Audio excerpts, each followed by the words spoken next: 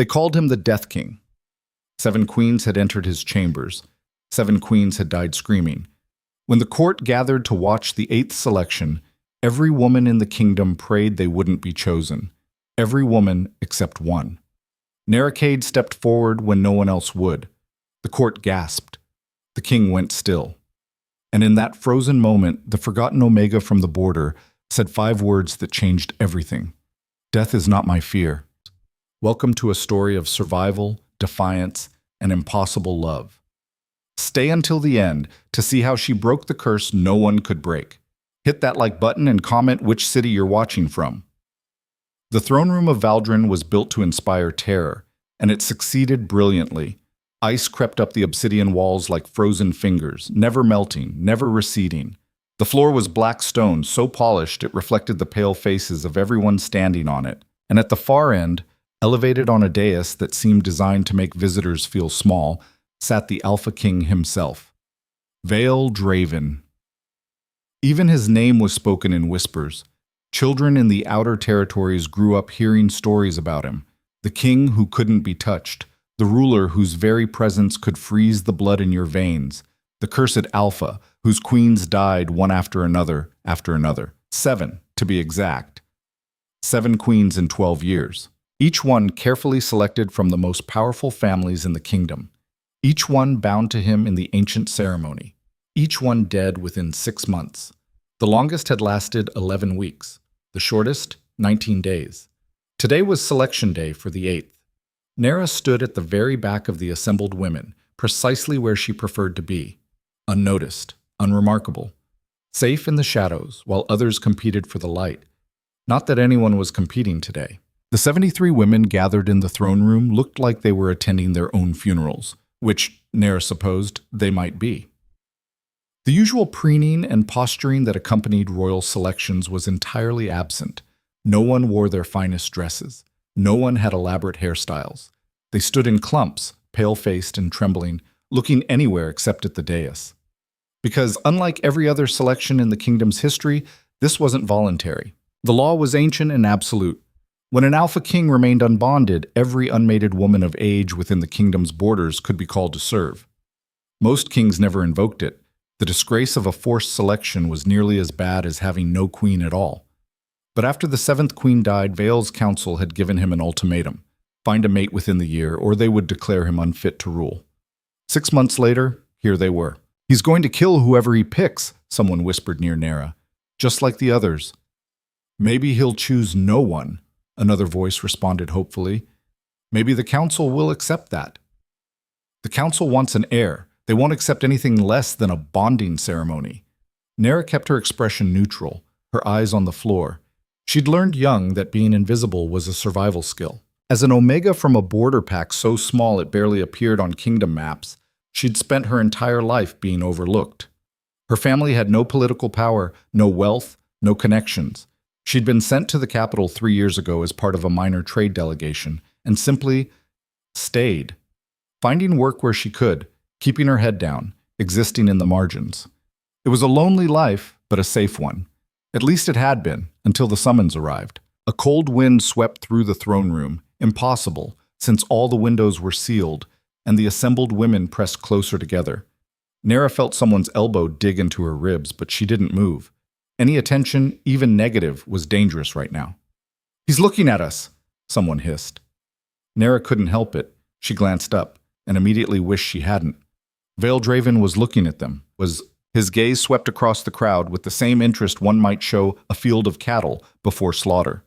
His face was sharp-featured and pale, handsome in the way winter storms are beautiful, striking but deadly.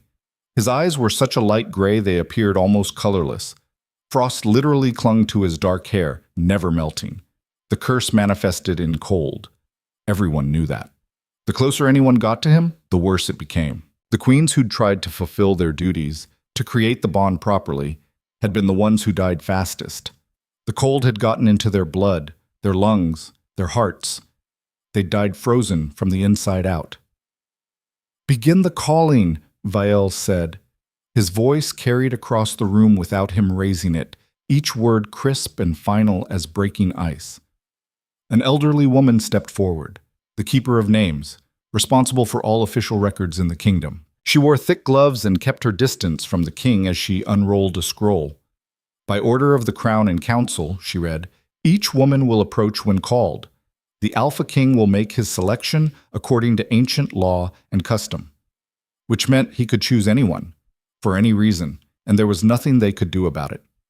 The keeper began reading names in alphabetical order. One by one, women were called forward. One by one, they approached the dais on shaking legs, climbed the 3 steps, and stood before the king. He looked at each for perhaps 10 seconds, though it must have felt like hours to them, before dismissing them with a slight gesture. Back they came, relief naked on their faces. Nera watched the pattern repeat. She noticed that Vale never touched anyone, never even came close. He maintained at least 3 feet of distance at all times. When one woman stumbled on the steps and nearly fell forward, he'd actually moved back, putting more space between them. He really didn't want to kill anyone, she realized. He was being careful. The thought was oddly humanizing. Nera Cade. Her name, called in the keeper's dry voice, hit her like a slap. She'd been so lost in observation that she'd forgotten to be afraid. Heads turned. Women shifted aside to let her through. And Nera, who'd spent 3 years being invisible in this city, suddenly became the center of attention. She walked forward because there was nothing else to do. Her legs felt strange, disconnected from her body, but they carried her anyway. The throne room seemed to stretch impossibly long. The click of her worn boots on the polished stone echoed obscenely loud. 3 steps. She could do 3 steps. Nera climbed them carefully, keeping her eyes down.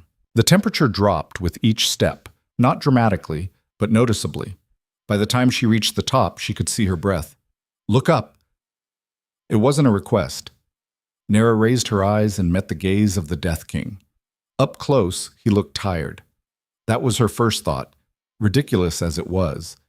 Beneath the sharp features and frost-touched hair and deadly pale eyes, Vale Draven looked exhausted, like someone who hadn't slept properly in years. Your name, he said. Nera Cade, Your Majesty, of the Eastern Border Territories. Something flickered in his expression. Recognition? Confusion? It was gone too quickly to tell.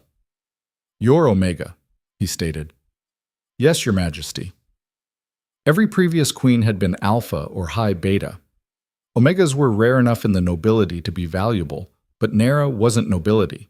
She was common-born, powerless, insignificant. Why are you here? The question seemed genuine, as if he truly couldn't understand why she'd been included in the selection. I was summoned, Your Majesty, as were all unmated women in the capital. You know what happens to my queens. It wasn't a question, but Nera answered anyway. Yes. And yet you came. I had no choice, Your Majesty. Vale's expression hardened. For a moment his eyes went even colder, and Nera felt ice crystals forming on her skin where the air touched it. But then something shifted. His gaze focused on her more intently. You're not afraid, he said. Why? The question was so unexpected that Nera answered honestly. I am afraid, Your Majesty, but not of you. Then of what?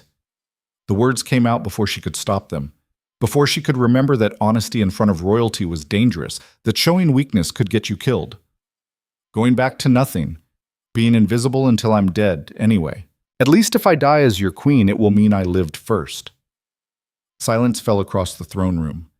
Vale stared at her, really stared like he was seeing her for the first time, or seeing anyone for the first time in a very long while. Then he stood. The entire court seemed to inhale at once. The king never stood during selections, never approached candidates, never broke protocol. But Vale Draven walked down the 3 steps, moving with a predator's grace, until he stood level with Nera, still 3 feet away, still maintaining that careful distance. If I choose you, he said quietly, you will die. Perhaps not today, perhaps not next week, but eventually, the curse will kill you. It kills everyone who gets close to me. Do you understand? Yes. Then why would you accept? Nera looked at him, really looked at him, at the loneliness in those pale eyes, at the way he held himself like someone expecting to be rejected, at the careful, deliberate distance he maintained to keep everyone safe. He didn't want to be a killer. He was just trapped, like her. Because death is not the worst fate I know, Your Majesty, she said. Being forgotten is. For a long moment, Vale said nothing. Then he turned to face the court. I have made my selection, he announced, his voice carrying to every corner of the throne room. Nera Cade will be the 8th Queen of Valdren. Chaos erupted. Your Majesty, please reconsider. The head of the council, Lord Thoreau, pushed forward. She has no family connections, no political value, no— I have made my selection, Vale repeated, and his tone could have frozen fire. Unless you wish to challenge ancient law. Thoreau went silent. No one challenged ancient law, not if they wanted to keep their position or their head. The bonding ceremony will be held in 3 days, the keeper announced, her voice cutting through the murmurs. The Queen-select will be prepared according to tradition. 3 days.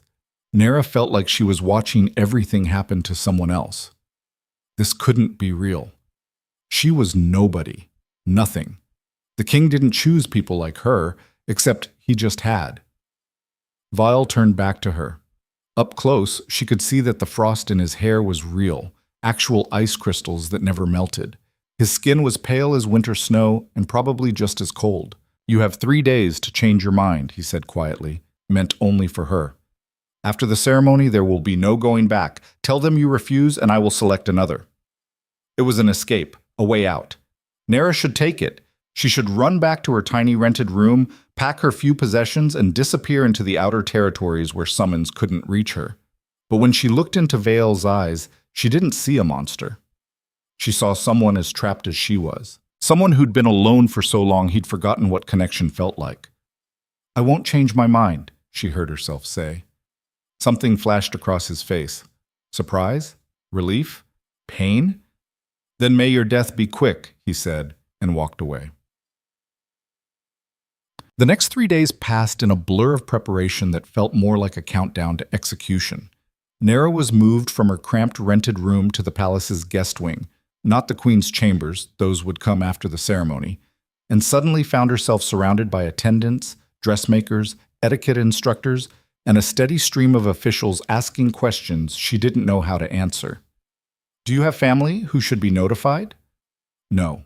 Her parents had died 6 years ago in a harsh winter. Her siblings scattered to different territories. What house colors would you like to incorporate? She didn't have house colors. She barely had a house. Are there any traditional customs from your region we should observe? The eastern border territories didn't have many traditions beyond survival. The attendants worked around her confusion with practiced efficiency, making decisions when she couldn't. The dress would be ice blue and silver, traditional for Valdren queens. The ceremony would follow the standard protocol. Everything would be perfect and proper and exactly like the 7 ceremonies before it. 7 ceremonies that had ended with 7 dead queens. On the second day, a woman named Ceres arrived. She was perhaps 40, with iron gray hair, and the bearing of someone who'd spent her life in the palace. She introduced herself as the queen's steward and proceeded to explain, in excruciating detail, everything Nera would be expected to know. You will have your own wing of the palace, Ceres said, walking Nera through empty corridors. The king's chambers are in the north tower. Yours will be here, in the west wing. How far apart are they? Nera asked. Half the palace. That's very far. Ceres gave her a look that might have been pity. The distance is intentional, Your Highness. It's meant to extend your time. Right, the curse, the cold. The closer you got, the faster you died. They reached a set of double doors carved with intricate frost patterns. Ceres opened them to reveal a suite of rooms that were larger than any space Nera had ever lived in. Bedroom, sitting room, private bath, dressing room. Everything decorated in pale blues and silvers and whites. It looked like a beautiful ice tomb. The previous queens redecorated according to their tastes, Ceres said. You may do the same, of course. How long did they usually last before they became too weak to change the curtains? Ceres finished bluntly. It varied. Queen Liana managed to redecorate completely. She lasted 11 weeks. Queen Mira died before she'd even unpacked her trunks. 19 days. Nera walked to the window. It overlooked the palace gardens, currently buried under 3 feet of snow despite it being early autumn. The curse affected everything, apparently, even the seasons. May I ask you something? Nera said. Of course, Your Highness. What were they like, the other queens? Ceres was quiet for a moment. Brave, she finally said. Every one of them was brave. They knew the risk and they came anyway. Most thought they could break the curse through love or willpower or sheer determination. She paused. They were all wrong. Did any of them try staying away, keeping distance? Queen Evangeline tried that. She lasted 9 weeks, never spending more than an hour at a time in the king's presence. But the bond still formed, slowly. The cold still found her. In the end, distance only prolonged the inevitable. Nera turned from the window. Then what's the point of putting my rooms so far away? Hope, Ceres said simply. Even false hope is better than none. That night, Nera couldn't sleep. She lay in the enormous bed in her temporary quarters, staring at the ceiling, and tried to process what she'd done. In 3 days, no, 2 days now, she would bind herself to a cursed king. She would become queen of a frozen kingdom, and then she would die. Maybe not immediately. Maybe she'd last weeks, even months if she was careful. But eventually, the curse would kill her. The smart thing would be to run, to refuse, to choose life, even if it was a small, invisible life in the margins of the capital.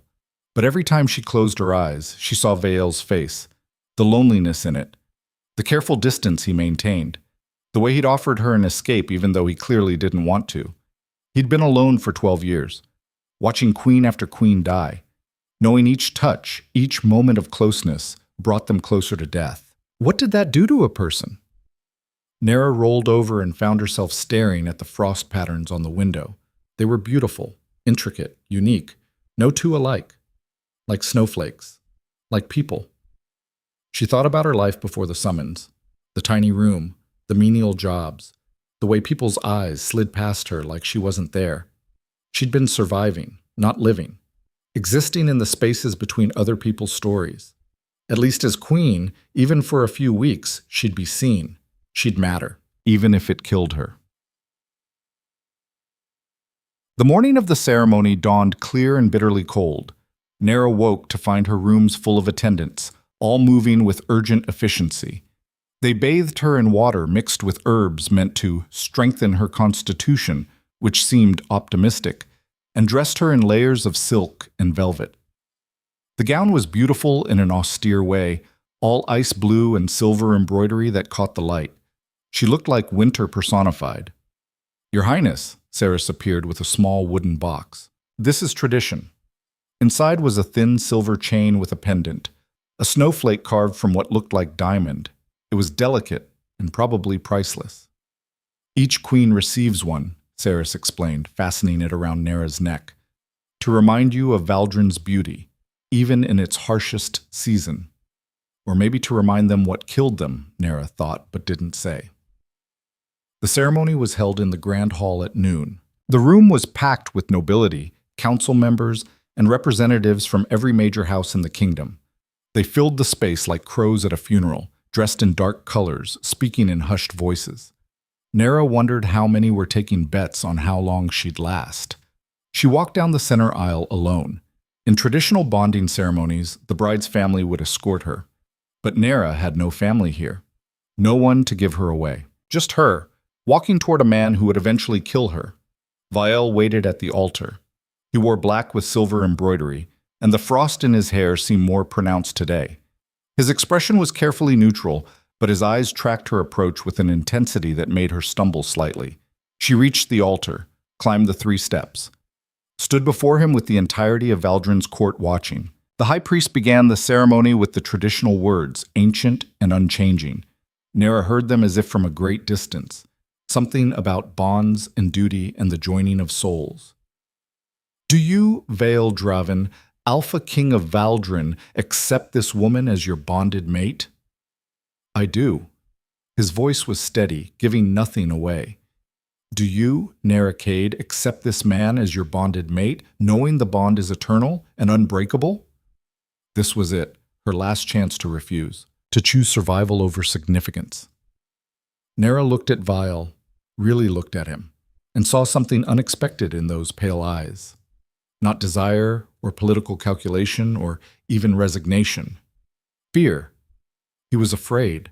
Afraid of what would happen to her, afraid of killing another person, afraid of being alone, but more afraid of the alternative. I do, Nera said clearly. The priest produced a ceremonial blade, silver and old. The blood bond seals what words begin. This was the dangerous part. The part where closeness became unavoidable. Vale held out his hand, palm up. The priest made a small cut across it.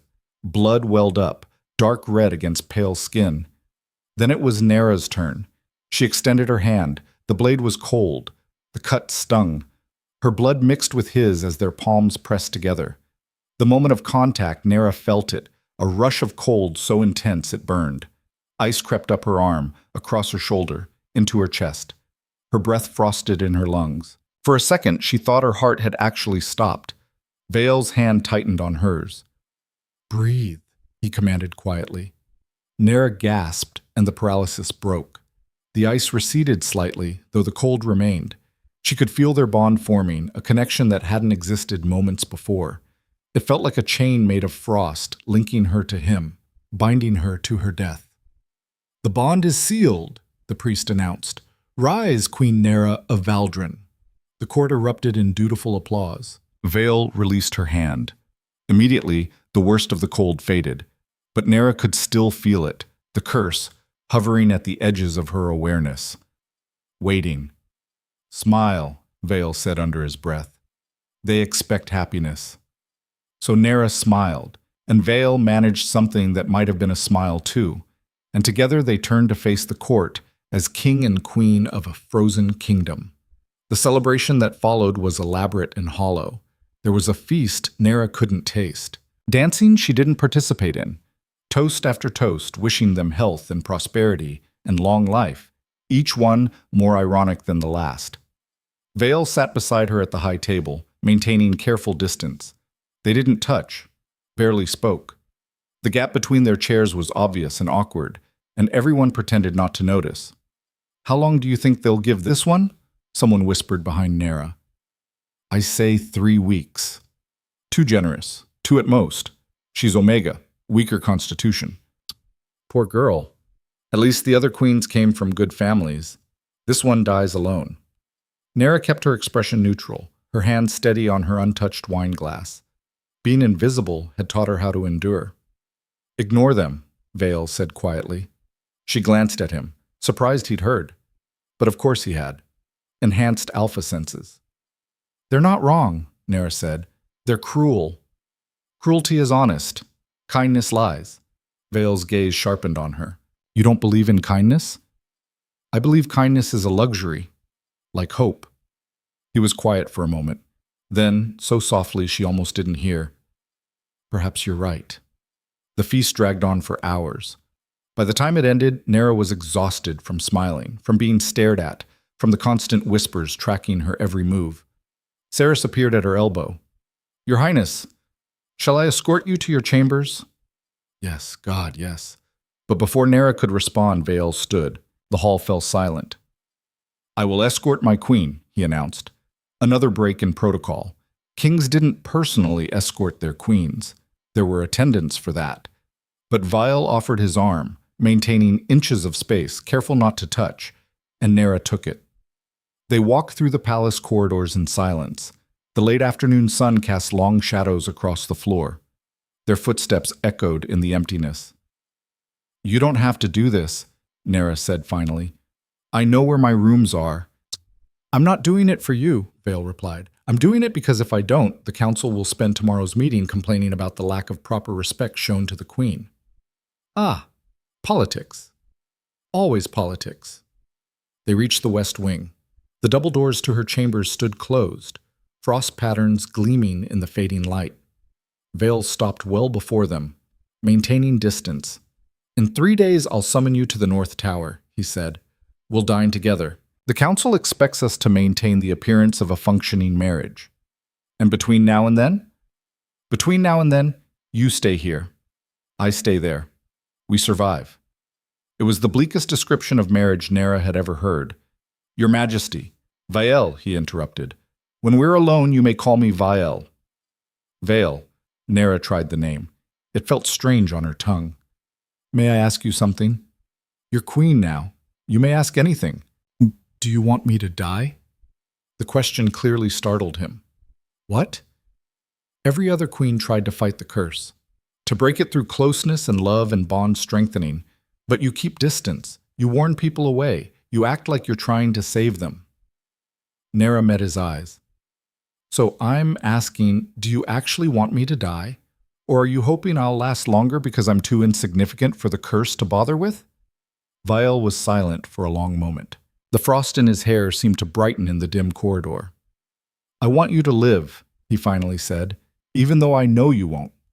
Then he turned and walked away, disappearing into the shadows of the palace. Nera stood alone in front of her beautiful ice-tomb chambers and realized something that probably should have occurred to her earlier. She'd just married the loneliest man in the kingdom, and now, for however long she had left, she was the loneliest woman. One. The first week of marriage, Nera barely saw her husband. She ate breakfast alone in her chambers, lunch alone in the queen's solar. Dinner she sometimes took with the court, sitting at Vael's side while maintaining the careful distance he'd established. They spoke perhaps 20 words total in those meals, and never about anything real. The harvest reports looked promising. Yes, Your Majesty.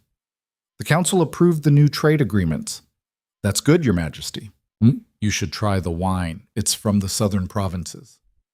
Thank you, Your Majesty. Conversations designed to fill silence without creating connection. Nera spent her days learning to be queen. Cerys guided her through the maze of palace politics, taught her which nobles to trust, none of them, and which to avoid, all of them. She attended council meetings where she was expected to sit silently and look regal. She received delegations from minor houses hoping to curry favor with the new queen. Everyone treated her like she was already dead. Not cruelly, that would be impolite, but with a kind of distant sympathy, the way you might treat someone with a terminal illness.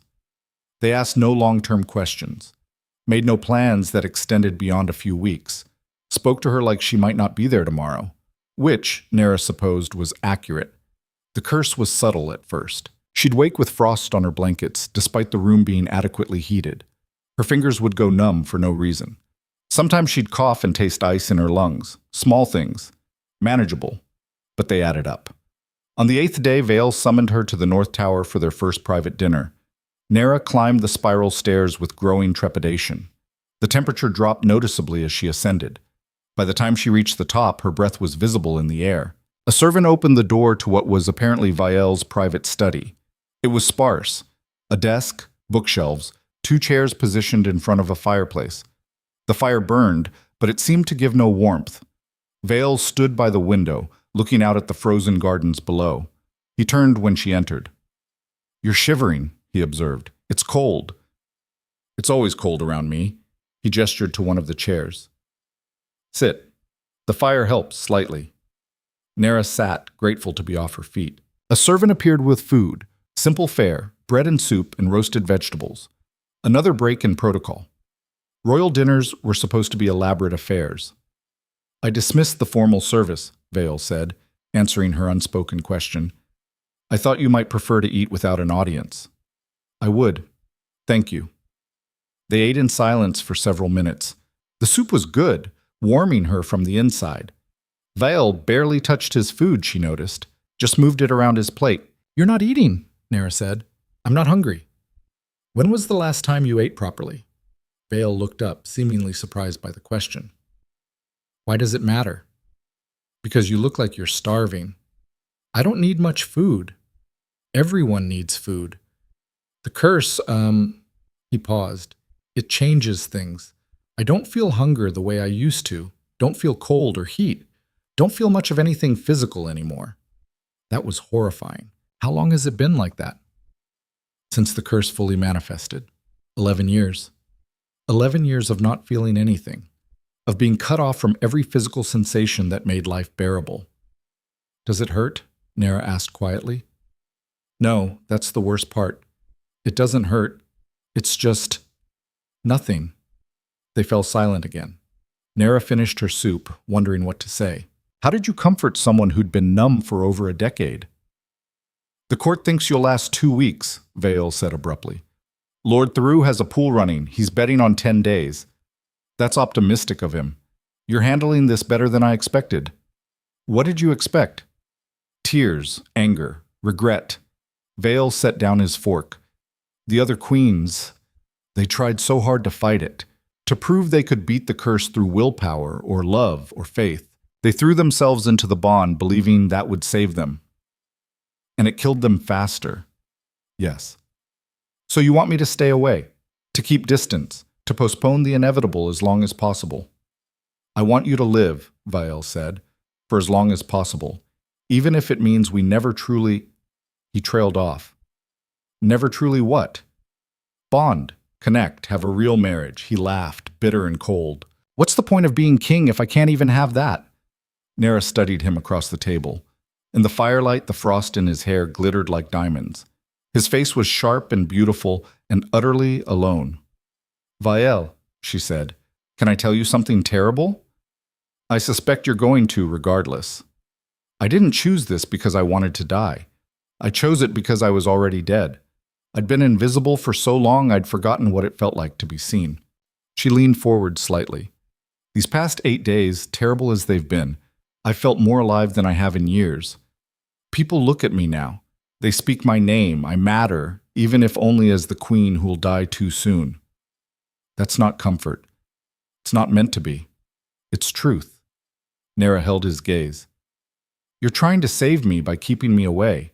But distance is what I've had my whole life. I don't want to waste my remaining time maintaining it. Vale went very still. What are you saying? I'm saying that if I'm going to die anyway, I'd rather do it having lived first. Really lived. Not hiding in the West Wing counting down days. If you get closer, the curse will kill you faster. Maybe. Or maybe everyone's been approaching this wrong. 7 queens tried different approaches. All of them died. Then I'll be the 8th to fail, Nera said. But at least I'll fail trying something that matters. For a long moment, Vale said nothing. He just stared at her like she was a puzzle he couldn't solve. Then very quietly, you're either incredibly brave or incredibly foolish. Can I be both? And there, just for a second, Nera saw something that might have been a smile cross his face. Real and unguarded and utterly unexpected. It vanished almost immediately, but it had been there. 1 dinner a week, Vale said. Here, in private. We'll talk. Get to know each other. See if... He paused. See if connection can exist without closeness. That's a start. It's all I can offer. Then I accept. They finished the meal in more comfortable silence. When it was time to leave, Vale escorted her to the door of his study, but no further, maintaining distance, keeping her safe. But as Nera descended the stairs, she felt something she hadn't felt in a very long time. Hope. Dangerous, foolish, probably fatal, but hope nonetheless. Yes, the dinners became routine. Every week, Nera climbed the stairs to the North Tower. Every week, she and Vale sat across from each other and talked. Not about politics or court matters or anything official, about real things.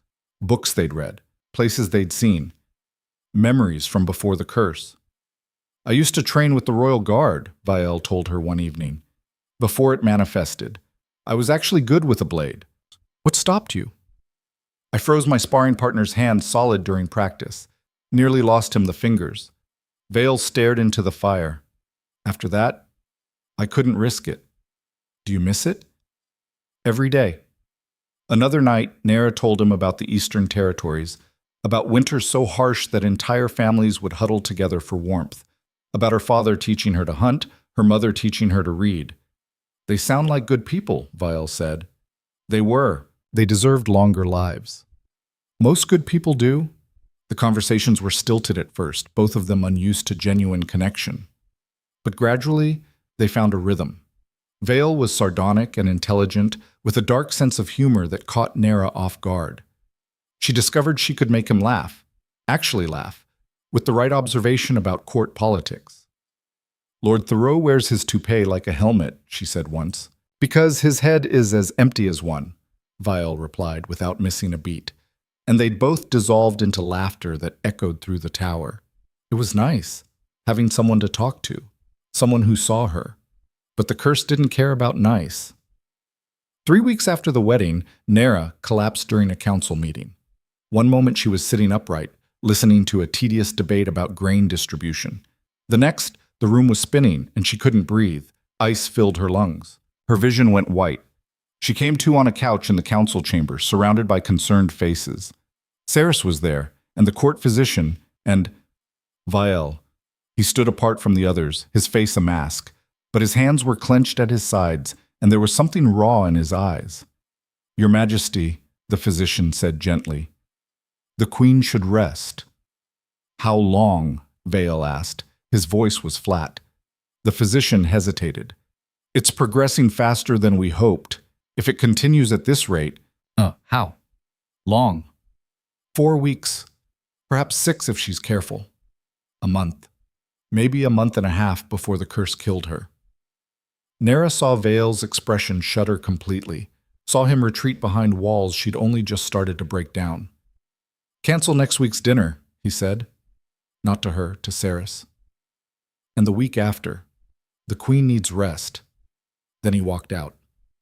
Lyra tried to follow, but her legs wouldn't support her. Saris caught her arm. "Easy, Your Highness. You need to recover." "I need to talk to him." "Not tonight. Tonight you need rest." They brought her back to her chambers and put her to bed like a child. The physician left medications that would help with the cold, the coughing, the numbness in her extremities. All temporary measures, all useless in the long run. Lyra lay in bed and stared at the ceiling and realized what had just happened. Viel had tasted hope, had allowed himself to believe that maybe, possibly, this time could be different. And then reality had reminded him why hope was dangerous. So he was retreating, pulling away, building walls between them again, protecting himself from the pain of watching her die. Well, Lyra had spent 3 years being invisible. She knew all about walls, and she knew how to break them down. It took Lyra 2 days to recover enough to walk without assistance. 3 days before the physician cleared her for normal activities. On the 4th day, she climbed the stairs to the north tower. The servant at the door tried to stop her. "Your Highness, the king said..." "I know what he said." Lyra pushed past. "I'm his wife. I'm allowed to see him." Viel was at his desk, surrounded by reports and maps. He looked up when she entered, and something like panic flashed across his face. "You shouldn't be here." "Probably not. I'm here anyway." "Lyra, you canceled our dinners. You collapsed. You need to rest. I rested. Now I'm here." She walked further into the room, watching him tense. "You're pulling away. I'm keeping you alive. You're killing me faster than the curse ever could." Viel stood abruptly. Don't make this harder than it has to be." "Why not? It's already impossible. Might as well make it hard too. You have a month, maybe 6 weeks. Every moment you spend near me takes time away from that." "So what's your plan?" Lyra demanded. "I spend my last month alone in the West Wing while you hide in this tower? We die separately and call it mercy?" "Yes!" The word came out harsh. "Yes, because that's all I can give you. Distance, space, a few extra weeks of life." "I don't want extra weeks. I want the time I have to matter." "It won't bring you back from the dead." "Neither will hiding." They stared at each other across the room. Viel's control was cracking. Lyra could see it. The frost in his hair was spreading, creeping down his neck. The temperature had dropped noticeably. "You don't understand," he said, quieter now. "I've watched this happen 7 times. 7 women who thought they could survive me. 7 funerals, 7 pyres." His voice broke slightly. "I can't do it again, Lyra. I can't watch you die knowing I killed you." And there it was, the truth beneath the distance. Guilt. Viel wasn't just trying to save her. He was trying to save himself from the crushing weight of another death. Lyra walked closer, not quite within reach, but close enough to be dangerous. "You didn't kill them," she said. "The curse did." "I am the curse." "No, you're the person trapped inside it." She took another step. "And I'm the person who chose this knowing what it meant." "Why?" Viel's voice was raw. "Why choose death?" "Because for the first time in my life, I chose something. Not survival, not safety, not invisibility. I chose to be seen, to matter, to connect with someone who understands what it's like to be alone. Nera was close enough now to see the ice crystals forming on his skin. If I'm going to die, Vale, I'd rather die trying to live than waste my remaining time preparing for it. It's not enough time. Then don't waste what we have. Vale closed his eyes. The frost was spreading across his shoulders now, visible even through his dark shirt. She was too close. The curse was reacting. But he didn't move away. 1 dinner a week, he finally said. 2. Nera, 2 dinners, 1 walk through the gardens, and you stop treating me like I'm already dead. That's suicide. That's living. For a long moment, Vale said nothing. Then he opened his eyes and looked at her, really looked at her, and she saw something shift in his expression. Surrender, maybe? Or acceptance? Or something that looked dangerously close to hope. You're going to kill me, he said. The curse already did that. Not me. You. You're going to break my heart and then die, and I'll have to live with it. Probably, Nera agreed. Is that a yes? The smallest, saddest smile crossed his face. Against every instinct I have, yes.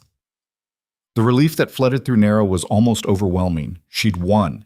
She'd broken through his walls. Now they just had to survive what came next. Good, she said. Now are you going to offer me tea? I climbed a lot of stairs to get here. Vale actually laughed, short and surprised. You're insane. You married me. What does that make you? Equally insane. He moved to pour tea from a pot near the fire. For the record, this is the worst decision either of us has ever made. I know. We're both going to regret it. Absolutely. And when you die, I'll never forgive you. Nera accepted the tea he handed her, careful not to let their fingers touch. Even now they maintained some distance, some safety. When I die, she said, I'll already be dead, so your forgiveness won't matter much. Practical. One of us has to be. They sat together in the study, drinking tea and talking about nothing important, about books and weather and stupid court gossip, normal things, human things. And for just a little while the curse receded. Not gone, never gone, but manageable. For now. The court noticed the change immediately. Nera started appearing more frequently in public spaces, not just at formal dinners, but walking the palace corridors, attending smaller gatherings, even sitting in on council sessions she wasn't required to attend. And where Nera went, eventually, Vale followed. Not obviously. The king didn't chase after his queen like some lovesick fool, but he'd appear in the same room within the hour, stand on the opposite side during receptions, find reasons to be present without being close. The distance remained, always 3 feet minimum, often more. But the separation felt different now, less like avoidance, more like restraint. Lady Corvith was the first to comment publicly. Your Majesty seems quite recovered from her recent illness, she said during a garden reception, her tone saccharine and poisonous in equal measure. How fortunate that you're strong enough to resume such an active schedule. Translation. We thought you'd be dead by now. I'm feeling much better, thank you, Nera replied evenly. The fresh air helps. Does it? Lady Corvith's gaze drifted to where Vale stood across the garden, ostensibly in conversation with Lord Theroux, but clearly listening to their exchange. I'm surprised His Majesty allows you to exert yourself so much, given your delicate constitution. My constitution is my own concern. Of course. I only mention it because the previous queens found that rest extended their time considerably. Queen Evangeline, for instance, spent most of her weeks in bed and lasted 9 whole weeks. Quite impressive, really. 9 weeks of lying in bed, waiting to die. How generous. Nera smiled with every tooth showing. I appreciate the advice, Lady Corvith, but I prefer to spend my remaining time living rather than preparing for death. The noblewoman's expression soured. She clearly hadn't expected resistance. Well, I suppose we all have different priorities. Indeed we do. Lady Corvith retreated, no doubt to spread gossip about the queen's inappropriate attitude. Nera didn't care. She was dying anyway. What did court opinion matter? She felt Vael's gaze on her and glanced across the garden. He wasn't smiling, but there was something in his eyes that looked almost like approval. That night, during their second weekly dinner, he brought it up. "You made an enemy today." "I've been making enemies since I arrived. At least now I'm doing it on purpose." Vale's lips twitched. "Lady Corvith has considerable influence in the eastern provinces. Lady Corvith wears her judgment like armor and wields her cruelty like a blade. I'm not interested in her approval. You should be careful. The court can make your remaining time very unpleasant. The court already thinks I'm pathetic.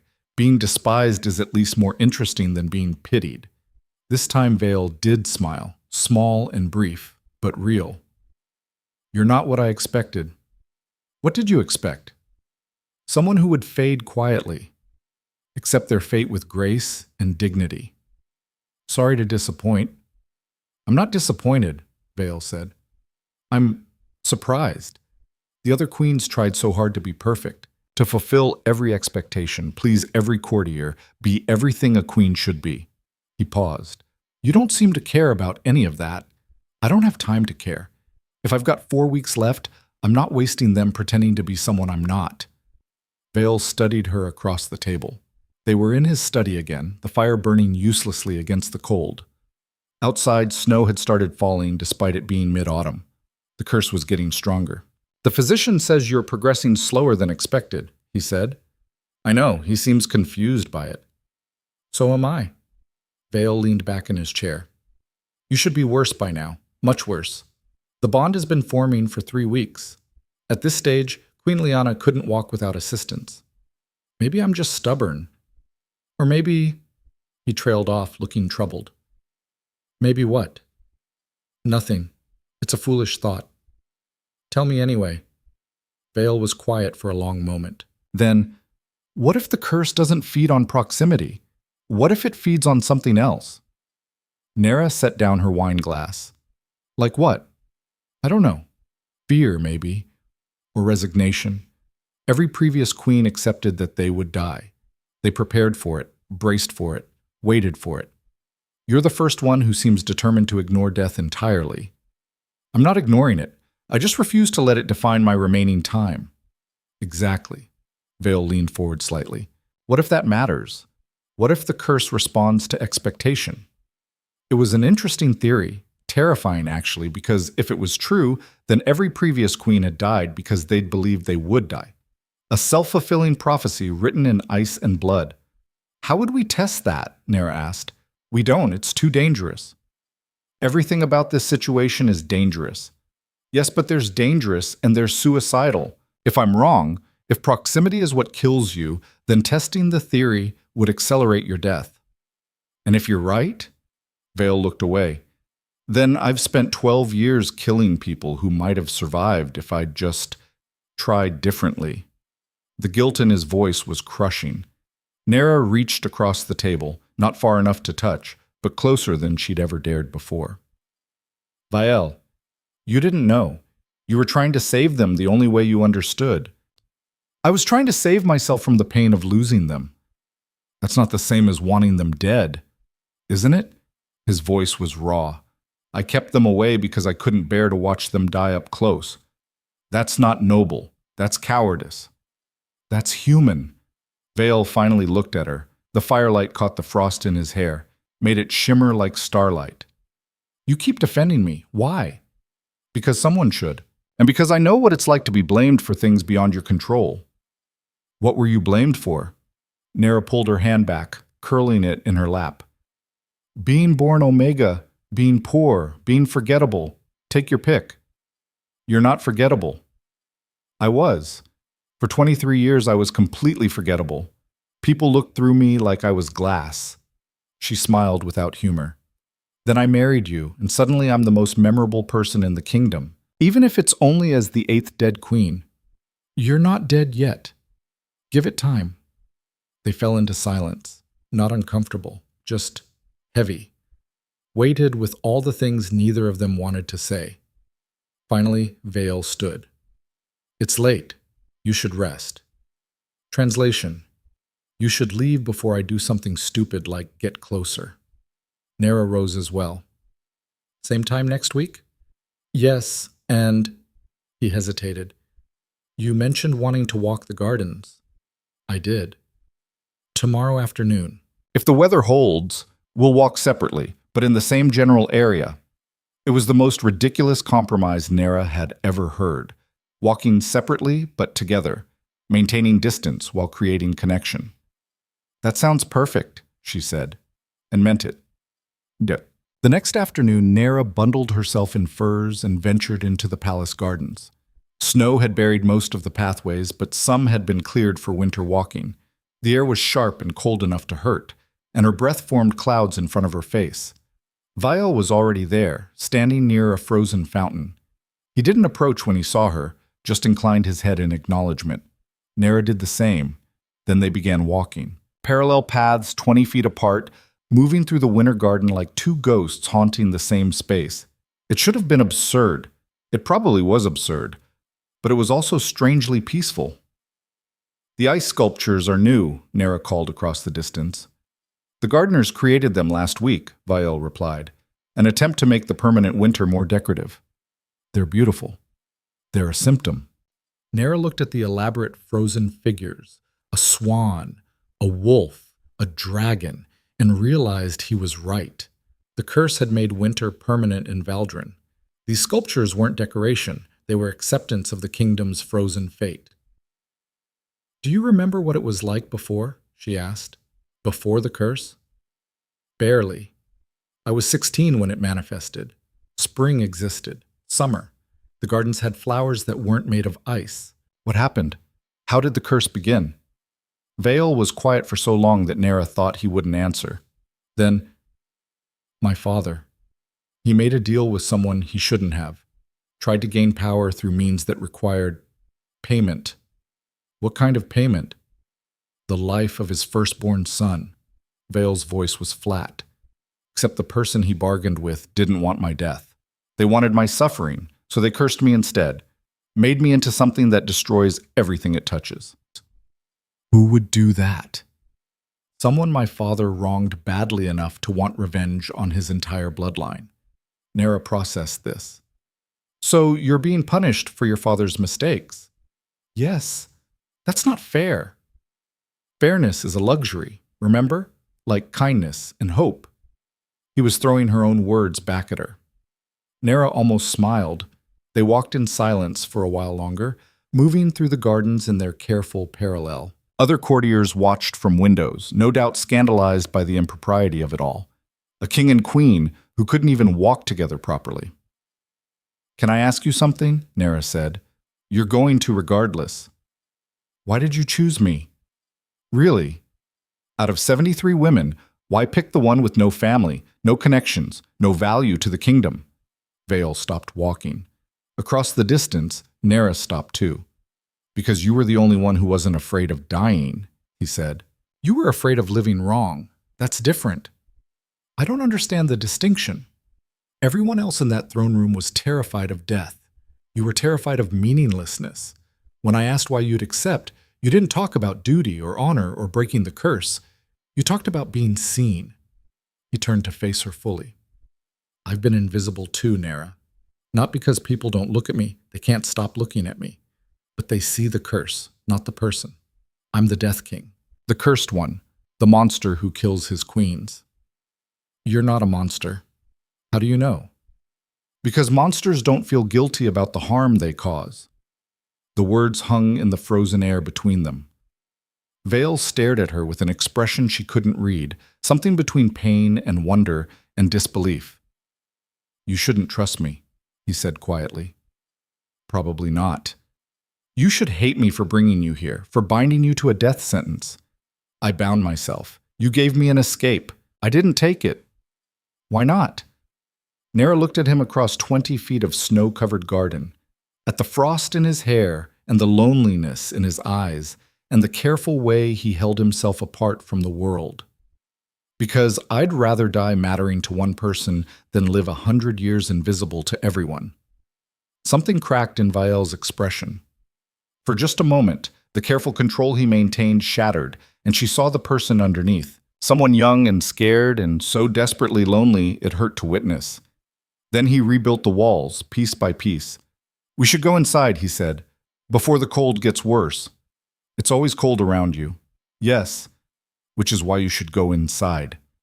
But he didn't move, and neither did Nera. They stood in the frozen garden, 20 feet apart, close enough to talk but far enough to survive. And for the first time since the bonding ceremony, Nera felt the connection between them. The bond that was forming despite all their precautions. It was fragile and dangerous and probably fatal, but it was real. Down. The walks became routine, like the dinners.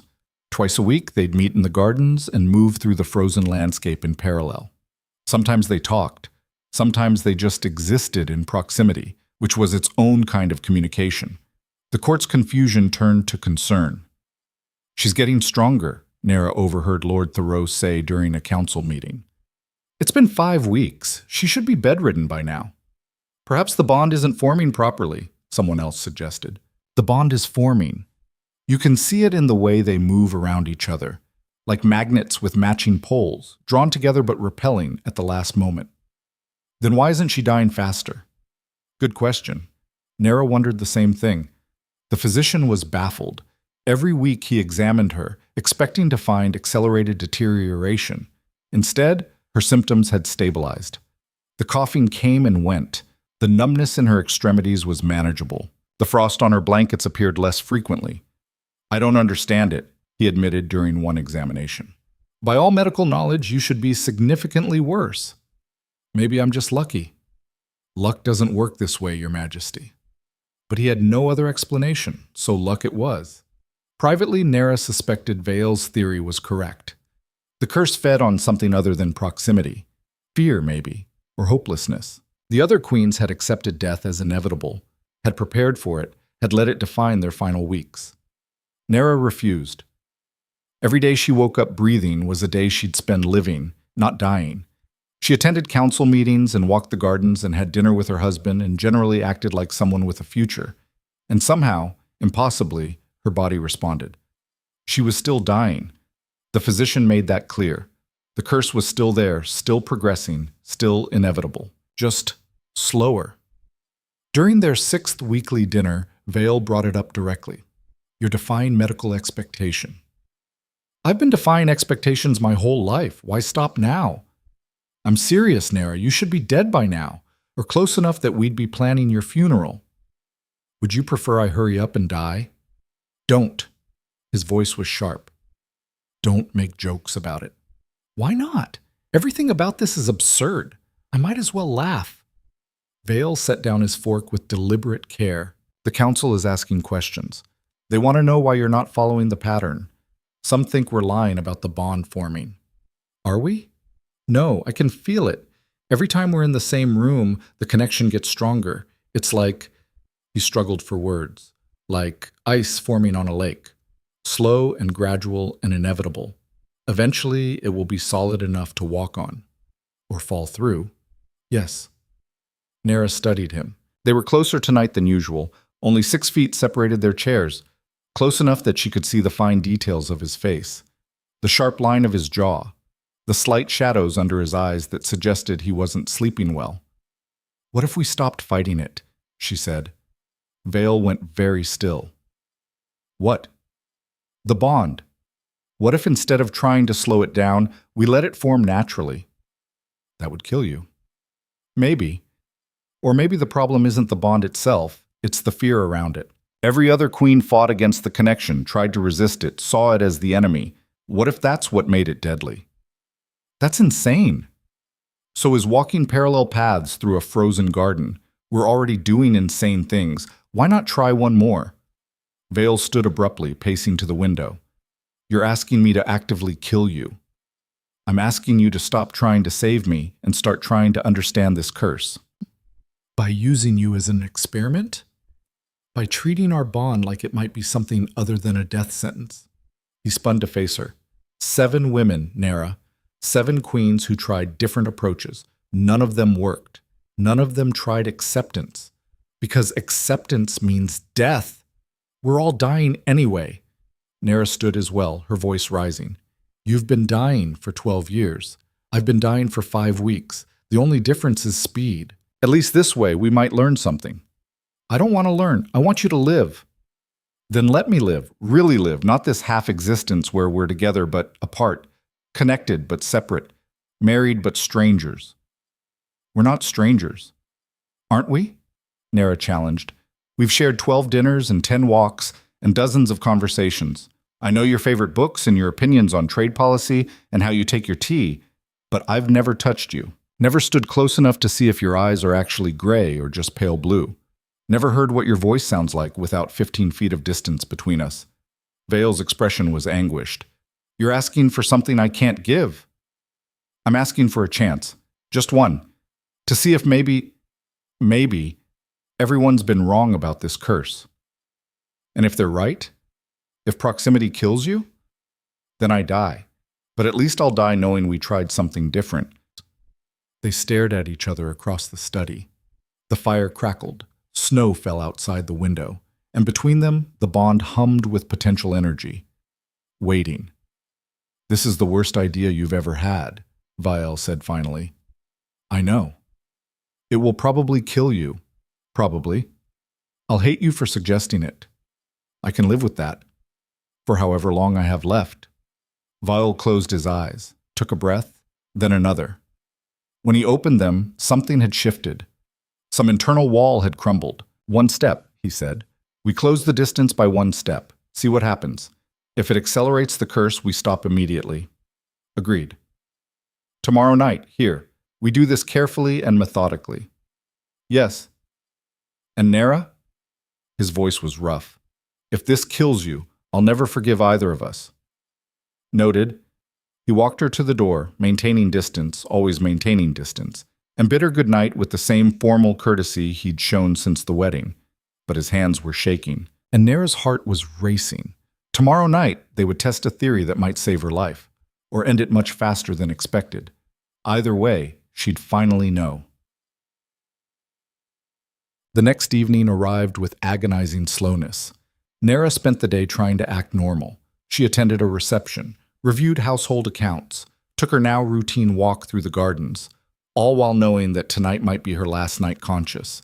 If the curse reacted badly to closeness, she could be dead by morning. The thought should have terrified her. Instead, she felt oddly calm.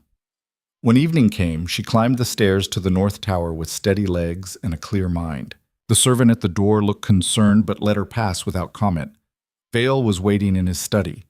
He'd changed out of his formal clothes into something simpler, just a shirt and trousers, no crown, no regalia. Making himself less king, more human. You came, he said. Did you think I wouldn't? I hoped you'd come to your senses. My senses are what got me into this. I'm not abandoning them now. Vale almost smiled. Then he gestured to the center of the room where he'd moved the furniture to create an open space. We'll start here. I'll be on this side. You'll be there. He indicated positions about 8 feet apart. Then we'll each take 1 step forward. That will bring us to roughly 6 feet. Very methodical. If we're going to do this, we're doing it carefully. Nera moved to her designated position. The floor was cold beneath her feet, despite the fire. Or maybe that was just proximity to Vale. Hard to tell where the curse ended and normal winter began. They stood facing each other across 8 feet of space. Ready? Vale asked. No, but that's never stopped me before. On 3. 1, 2, 3. They both stepped forward. The distance between them shrank to 6 feet. Nera waited for something dramatic to happen. For ice to crystallize in her lungs. For pain to shoot through her chest. For death to announce itself with fanfare. Nothing happened. She was cold, yes. But she'd been cold since the bonding ceremony. This felt no different. How do you feel? Vale asked. His voice was tight. The same as before. You?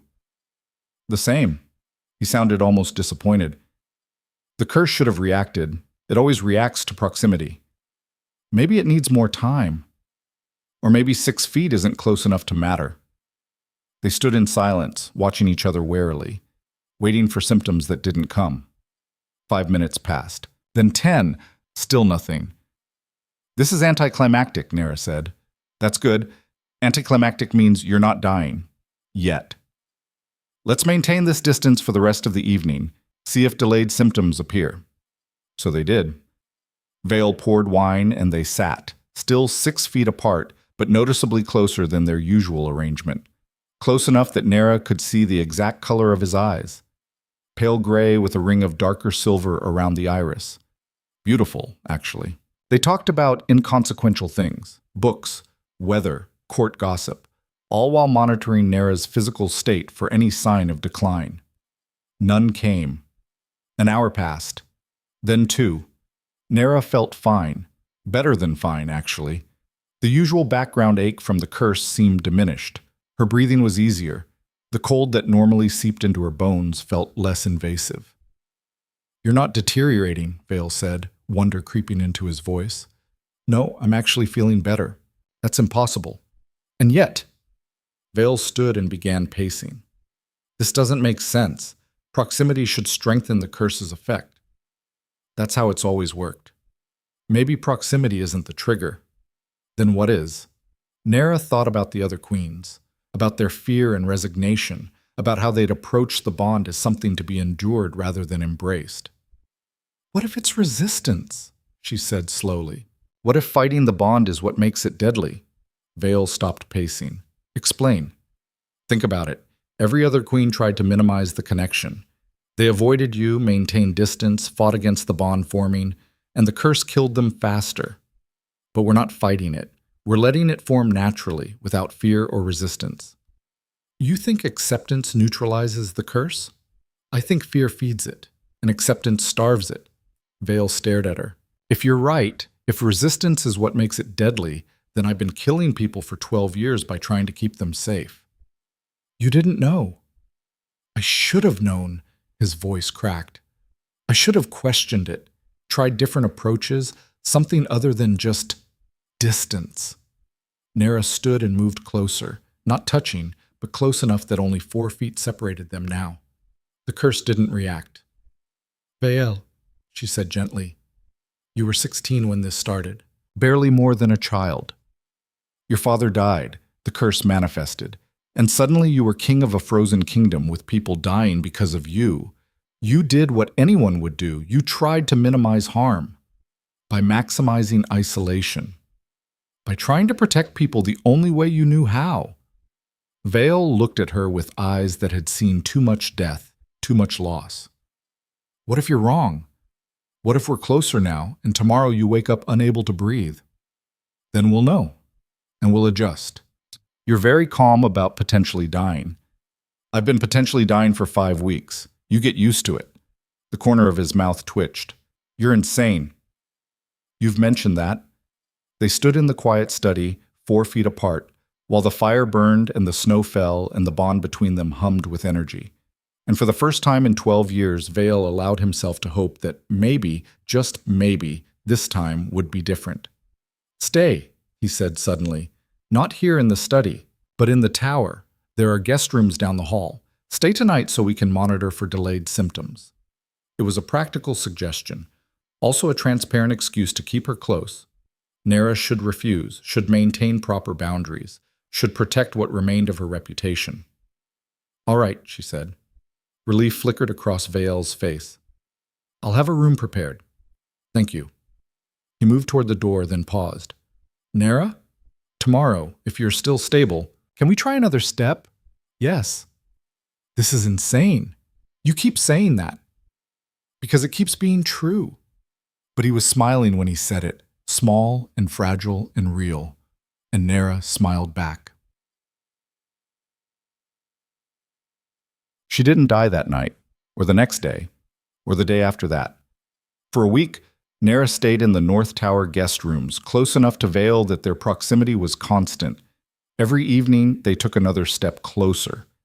8 feet became 6. 6 became 4. 4 became 3. The curse didn't accelerate. If anything, Nera felt stronger. The symptoms that had plagued her since the bonding, the coughing, the numbness, the chest pain, began to fade. The physician was mystified. The court was scandalized. And Vale was terrified. "This shouldn't be working," he said during their 10th evening together. They were 2 feet apart now, close enough that Nera could feel the cold radiating from him like a physical presence. But it is working. For now. What if it's delayed? What if the curse is building toward something worse? What if it's not? Nera countered. What if we've actually found something that helps? Vale looked at her with an expression caught between hope and fear. I don't know how to do this. How to believe things might work out.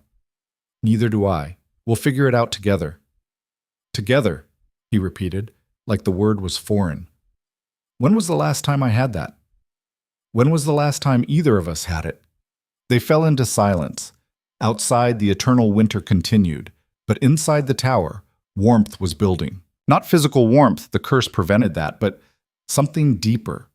Connection. Understanding. The kind of heat that came from being truly seen by another person. Tomorrow, Vale said quietly, if you're still stable tomorrow, I want to try something. What? Touching. Just hands. Just for a moment. Nera's heart stuttered. That's a big step. I know, but if proximity isn't the trigger, if resistance is, then actual physical contact shouldn't make things worse. It might even help strengthen the bond properly. Or it might kill me instantly. Yes, which is why I'm asking, not telling. You can refuse. Nera looked at their hands, just inches apart on the table, his pale and frost-touched, hers ordinary and human. 7 queens had died after touching him, after letting the bond form through physical contact, but 7 queens had also fought against the connection, had approached it with fear and resignation. Nera felt neither. Tomorrow, she agreed. We'll try. Vale's expression shuddered, like he was already preparing for her death. If this kills you, then I'll be dead, and you'll have to live with it. We've established this. I'm not ready for you to die. The admission hung between them, raw and honest. I'm not ready either, Nera said, which is why I think this will work. We're both fighting to live, not preparing to die. That has to count for something. It counted for nothing with the others. The others weren't us. Vale stared at her for a long moment. Then, very quietly, you're either going to save me or destroy me. Possibly both. Probably both. I should never have chosen you. Too late now. And despite everything, the curse, the danger, the very real possibility of death, Vale laughed, real and unguarded and utterly human. Nera had never heard a more beautiful sound. The next evening came too fast and too slow simultaneously. Nera spent the day trying not to think about what they were about to attempt, trying not to remember the stories of queens who'd touched the king and frozen from the inside out. But her hands were steady when she climbed the stairs to Vale's study. He was waiting by the fire, looking like he hadn't slept. The frost in his hair was more pronounced than usual, spreading down his neck, a visible sign of his agitation. You don't have to do this, he said immediately. I know. We can wait. Take more time. We've taken 6 weeks. How much more time do we need? Vale had no answer for that. They stood 2 feet apart, the closest they'd been since the bonding ceremony, close enough that Nera could see the tension in his shoulders, the fear in his eyes. On 3? She suggested. On 3. They both extended their hands, held them inches apart, hovering. 1, Vale said. 2, Nera continued. Together, 3. Their fingers touched, and the world went white. Their fingers touched, and the world went white. Ice flooded through Nera's body with such violence that her knees buckled. She heard Vale shout something, her name maybe, but the sound was distant, muffled by the roaring in her ears. Cold seared through her veins like liquid fire, racing up her arm, across her chest, into her heart. This was it. This was how she died. But then, just as suddenly as it began, the cold shifted. Instead of burning through her, it circled, pooled in her chest where the bond lived. And then, impossibly, it began to warm.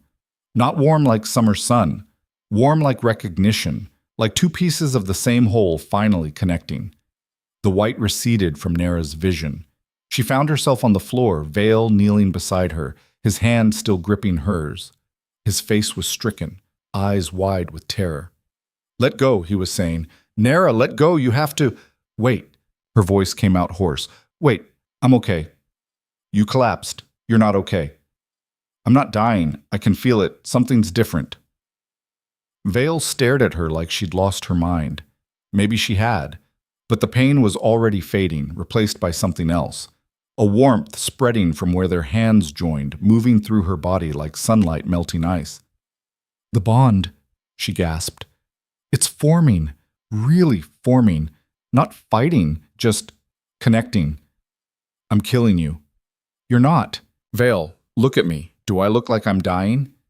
He looked, really looked. And Nara saw the moment confusion replace terror, because she wasn't pale, wasn't gasping for breath. The frost that usually formed on her skin when they got close was absent.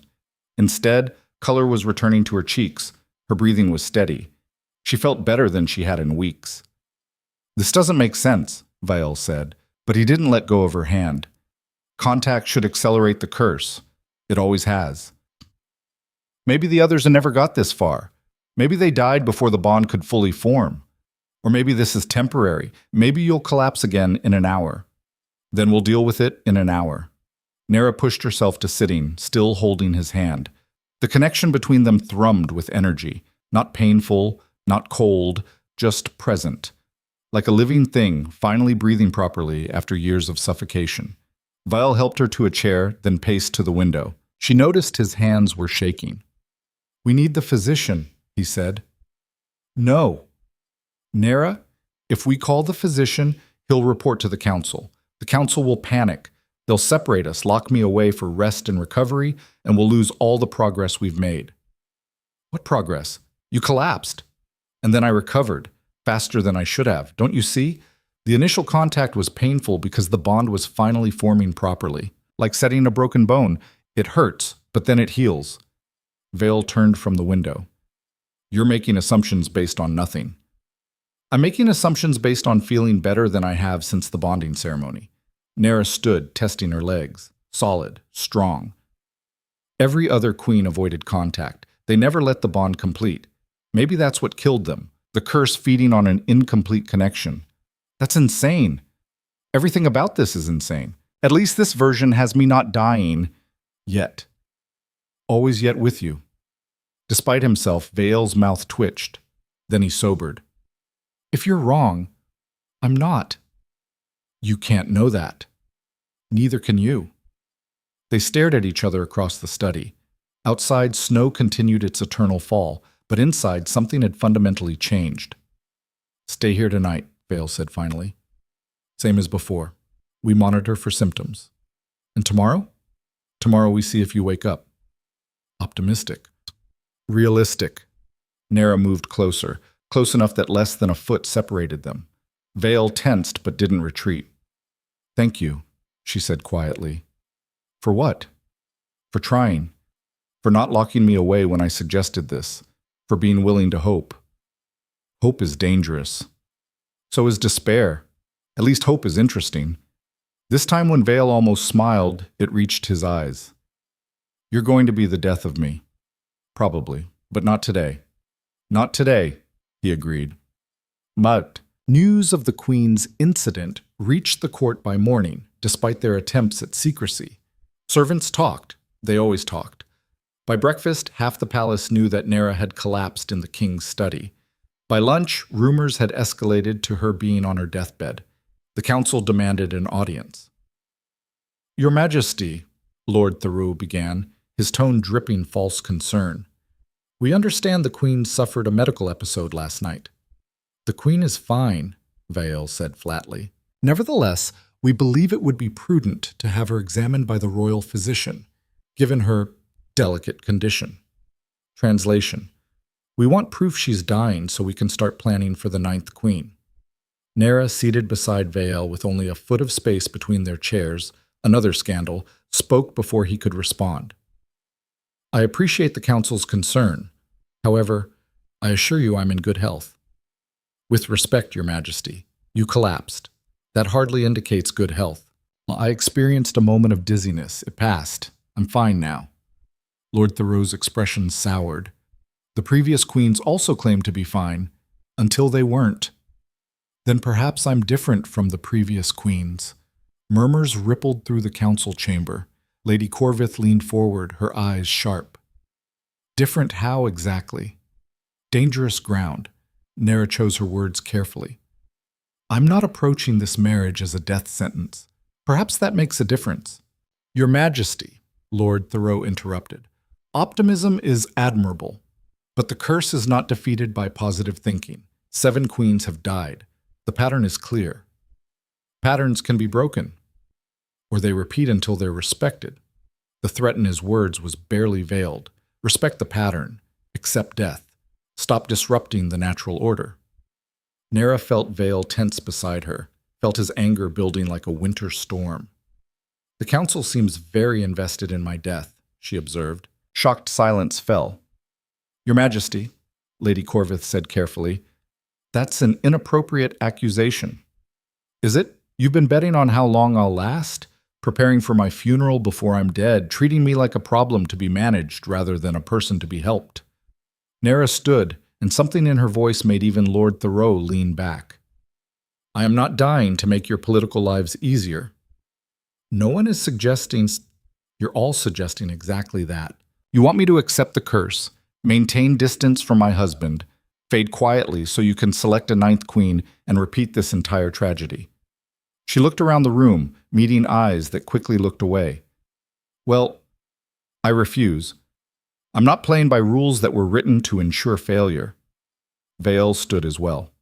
This meeting is over. Your Majesty, we haven't finished. I said it's over. His voice could have frozen oceans.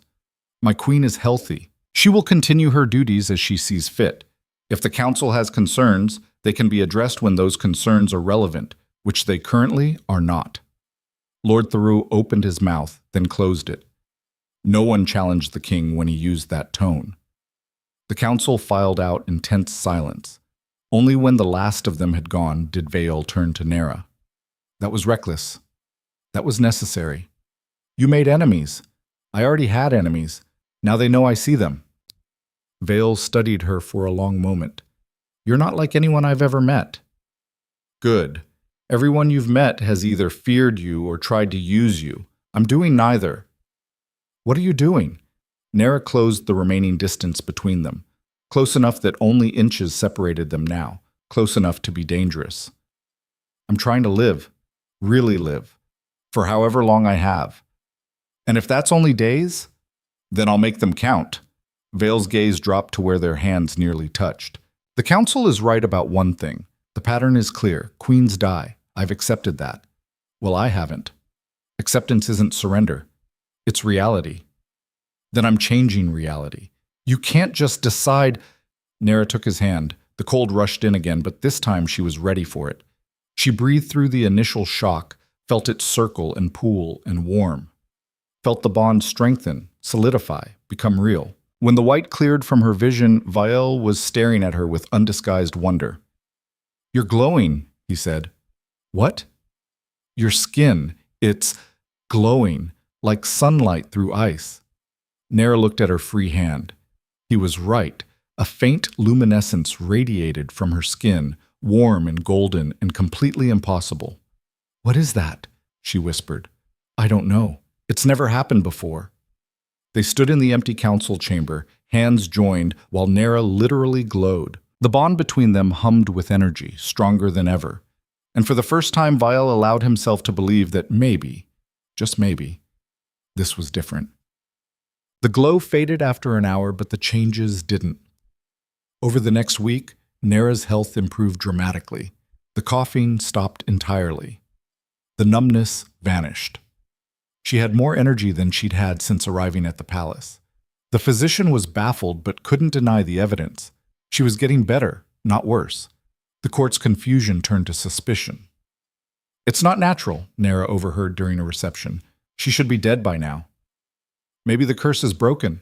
Don't be naive. Curses don't break, they evolve. Then what's happening to her? Nothing good, mark my words.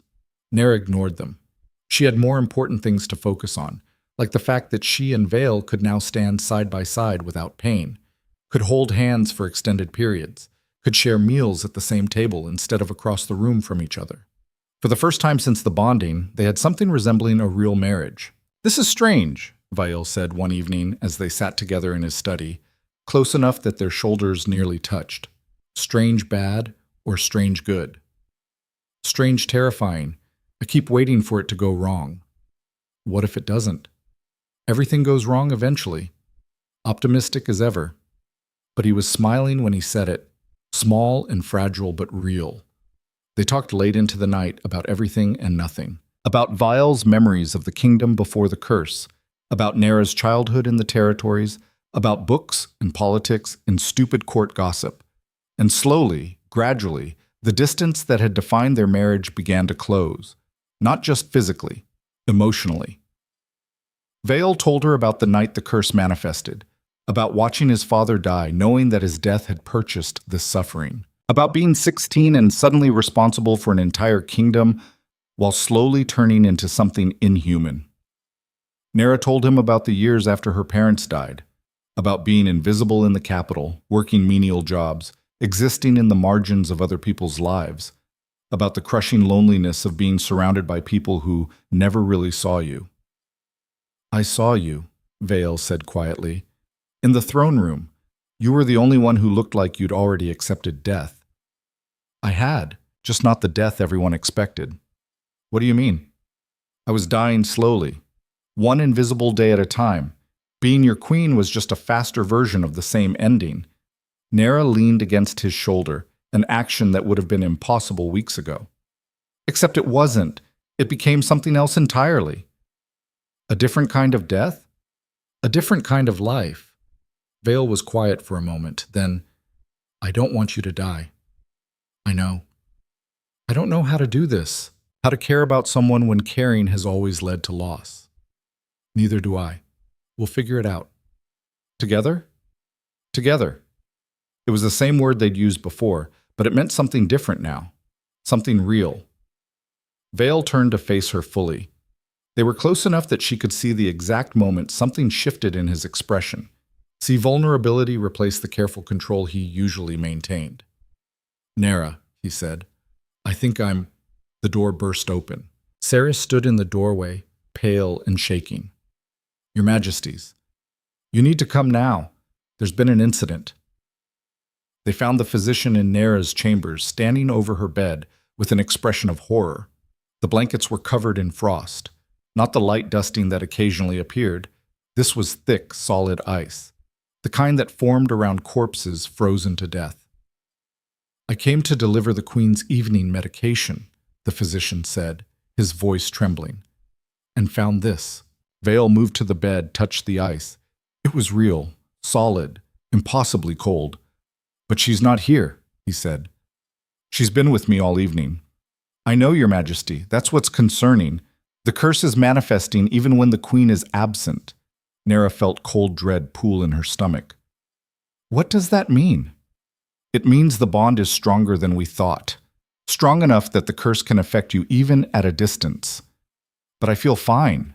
Better than fine. For now, the physician met her eyes. Your Majesty, I believe what we're witnessing is a delayed reaction. The curse is adapting to the increased connection, building strength before it strikes. You're saying I'm dying after all. I'm saying the pattern is reasserting itself, just differently than before. Vale's hand found hers, gripping tight. How long? Unknown, but based on this manifestation, I'd estimate days, perhaps a week. The room went silent, all their progress, all their hope, all their careful defiance of the pattern, for nothing. No, Nera said. No, this doesn't make sense. I feel better, stronger. The bond is helping, not hurting. The bond is the curse, Your Majesty. The stronger it grows, the more lethal it becomes. Then we break it, Vale said. His voice was hollow. We separate. Maintain complete distance, slow the progression. That won't work, Your Majesty. The bond is already too strong. Distance won't diminish it now.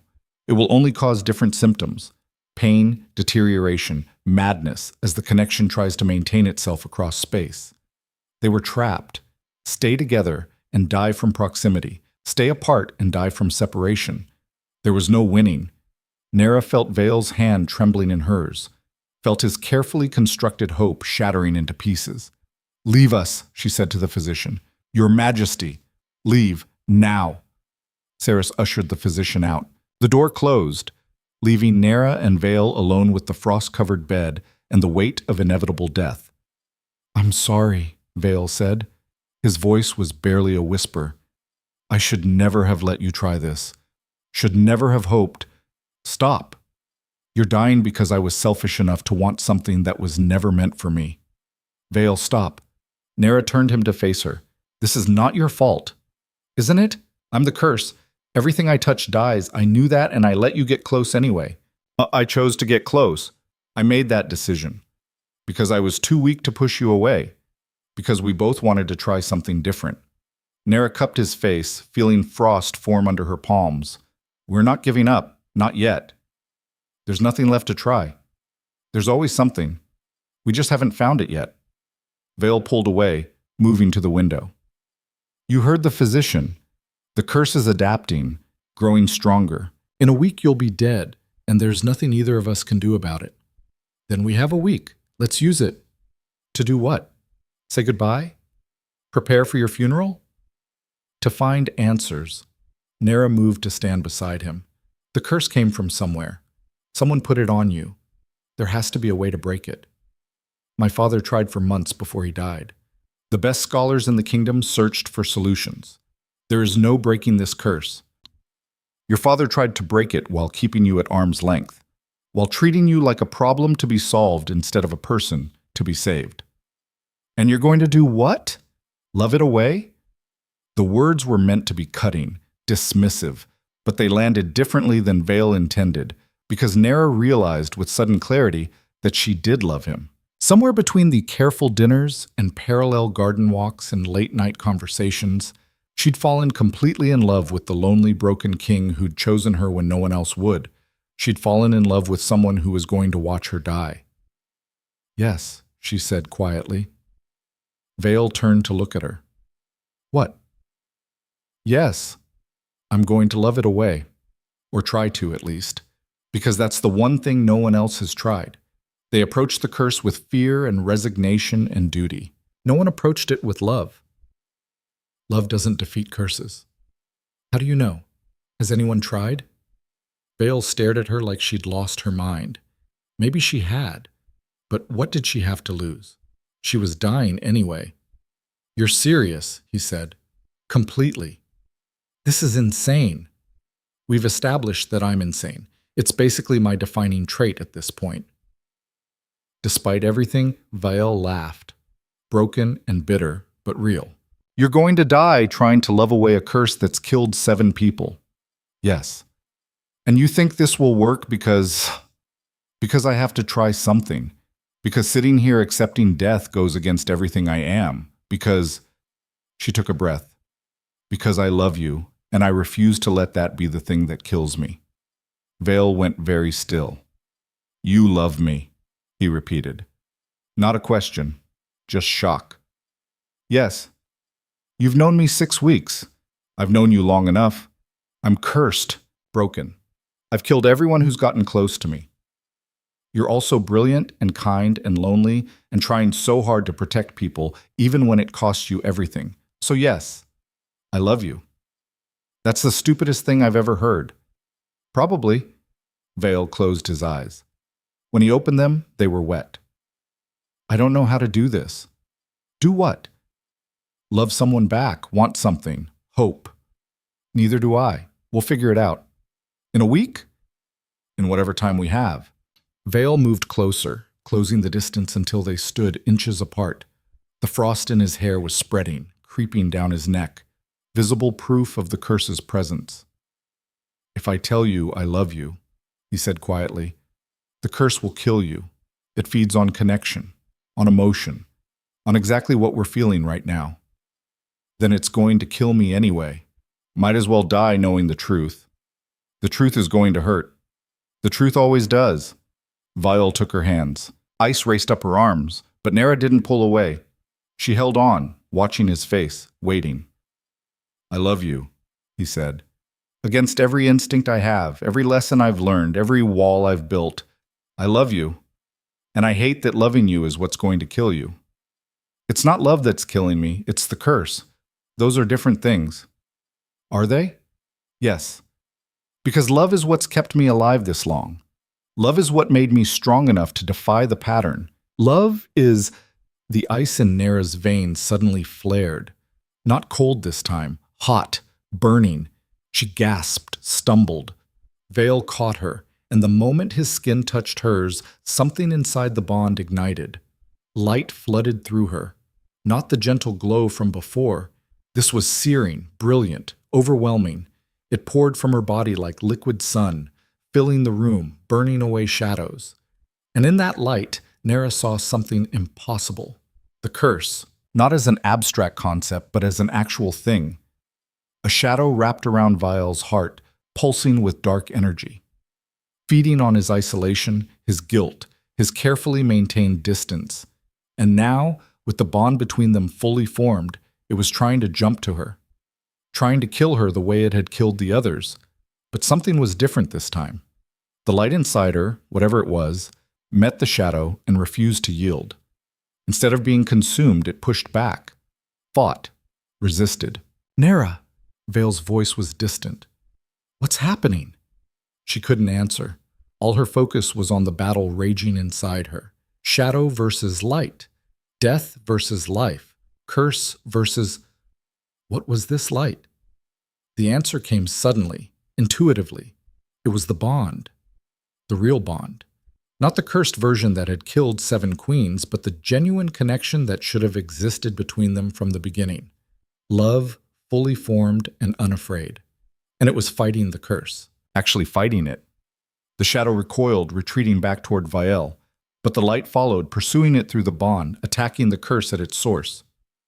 Vale cried out, collapsed to his knees, taking Nera with him. The frost in his hair was spreading rapidly now, covering his face, his neck. His skin was turning blue. The curse was killing him instead of her. No!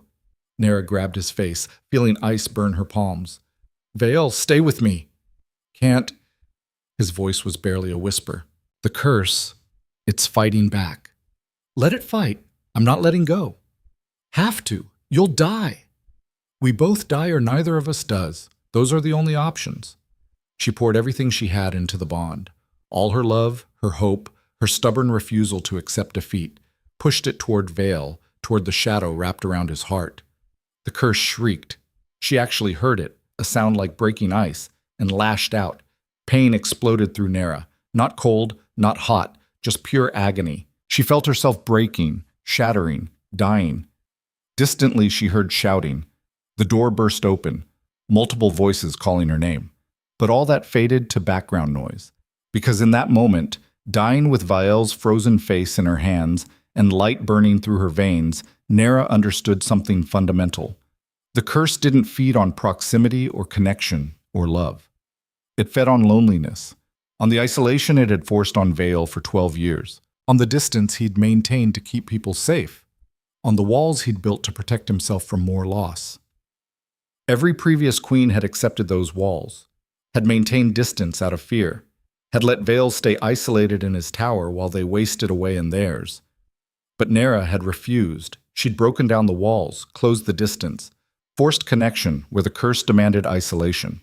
And now the curse was dying because it had nothing left to feed on. The shadow wrapped around Vale's heart flickered, weakened.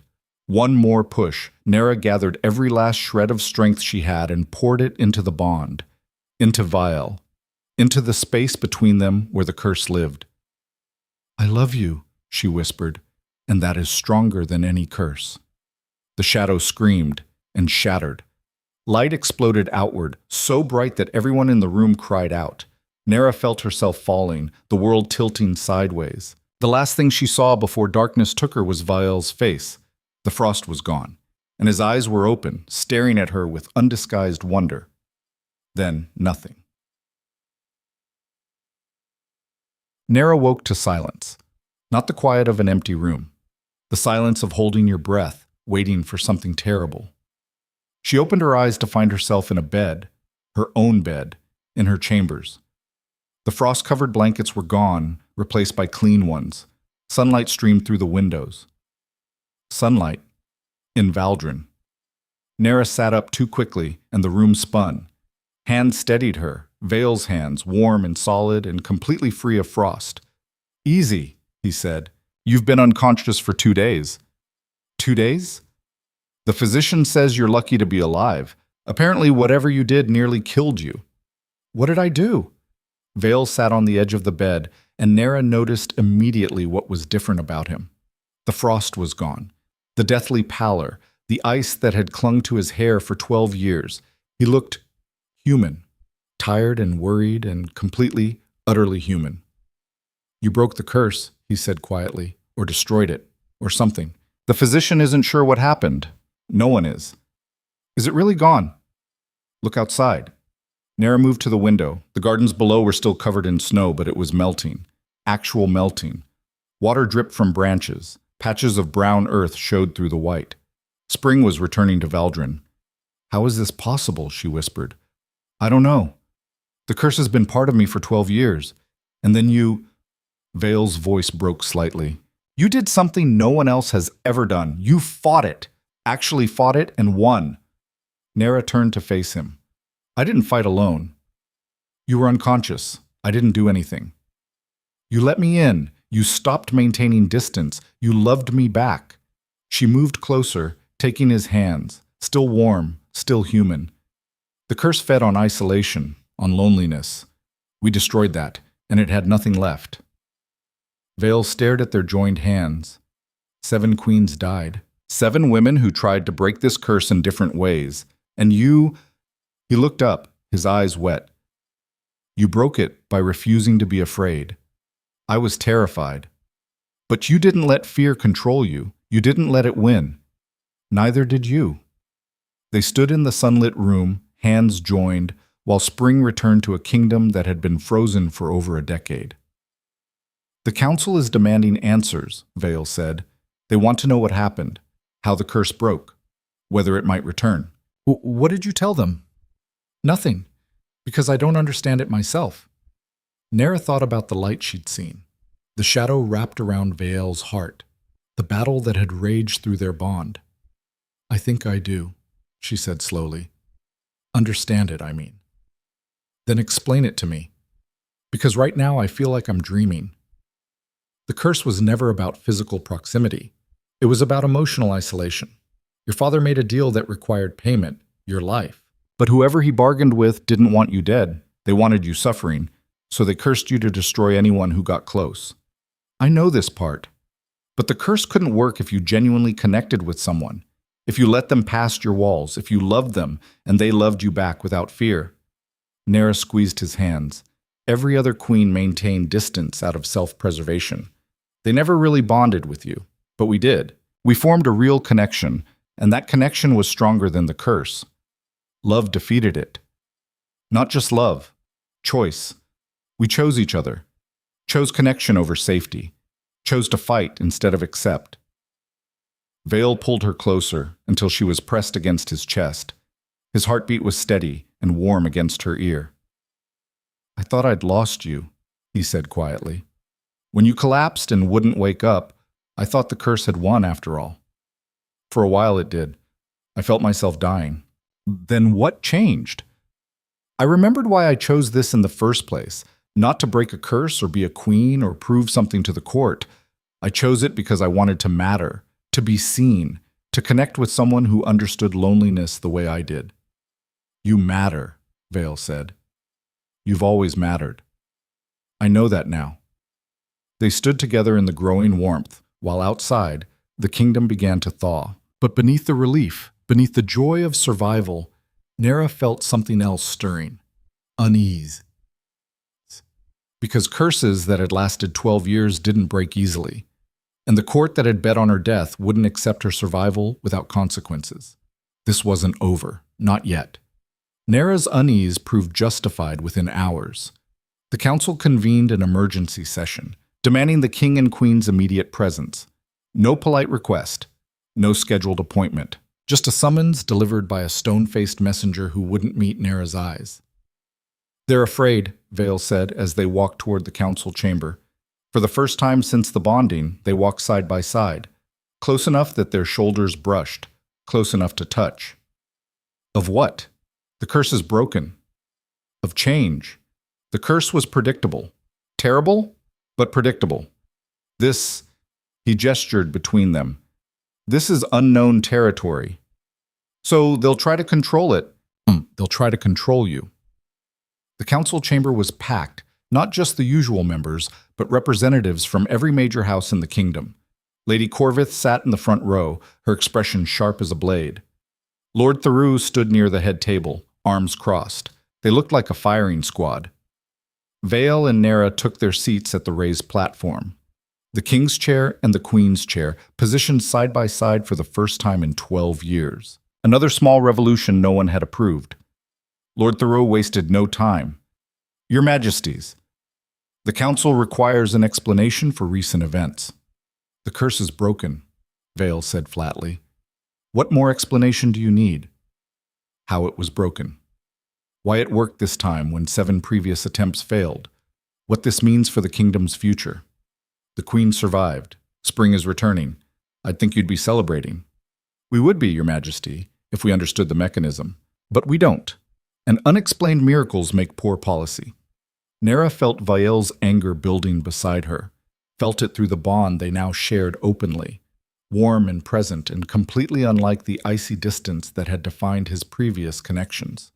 She put a hand on his arm, a gesture that would have been impossible weeks ago. May I speak? Lord Theroux's eyebrows rose. The Queen wishes to address the council.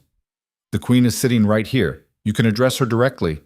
A few nervous laughs rippled through the chamber. Lady Corvith's expression soured further. Very well, Your Majesty. Please enlighten us as to how you accomplished what 7 queens before you could not. I stopped trying to survive the curse and started trying to understand it. Semantics. No. Strategy. Nera stood, and Vale stood with her. A united front. Every previous queen approached the bond as something to be endured.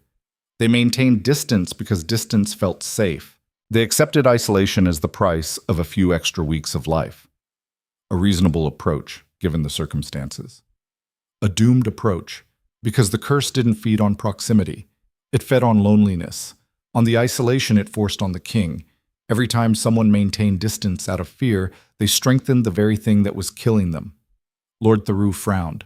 You're suggesting the previous queens died because they were too cautious? I'm saying they died because no one questioned the fundamental assumption, that closeness equals death, that the bond itself was the weapon. It was the weapon. 7 dead queens prove that. 7 dead queens prove that the old approach didn't work. They don't prove that a different approach wouldn't. What different approach? Lady Corvith demanded. You're claiming you broke a 12-year curse through what? Optimism? Through connection. Real connection. Not the forced political marriages that defined every previous bonding.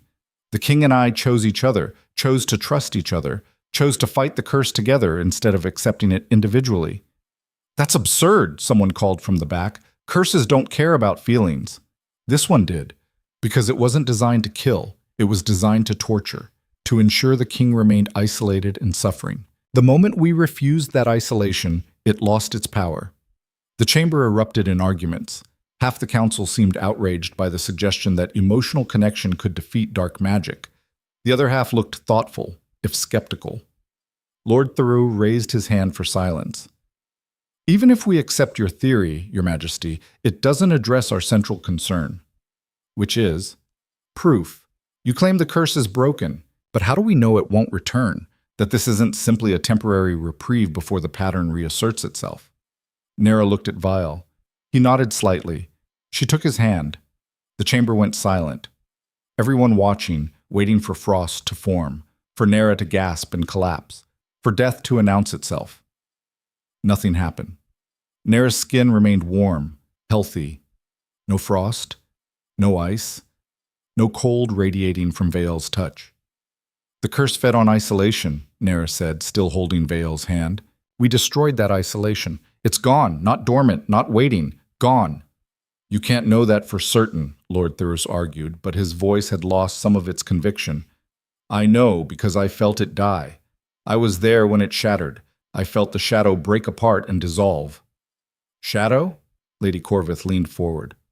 What shadow? Nera hesitated. This was the part she'd been dreading, the part that revealed too much, but secrets had nearly destroyed them. Maybe truth was the better weapon. When the bond fully formed, she said carefully, I saw the curse. Not metaphorically. I actually saw it, a shadow wrapped around the king's heart. It had been feeding on him for 12 years, growing stronger every time someone maintained distance out of fear. You saw this how? Through the bond.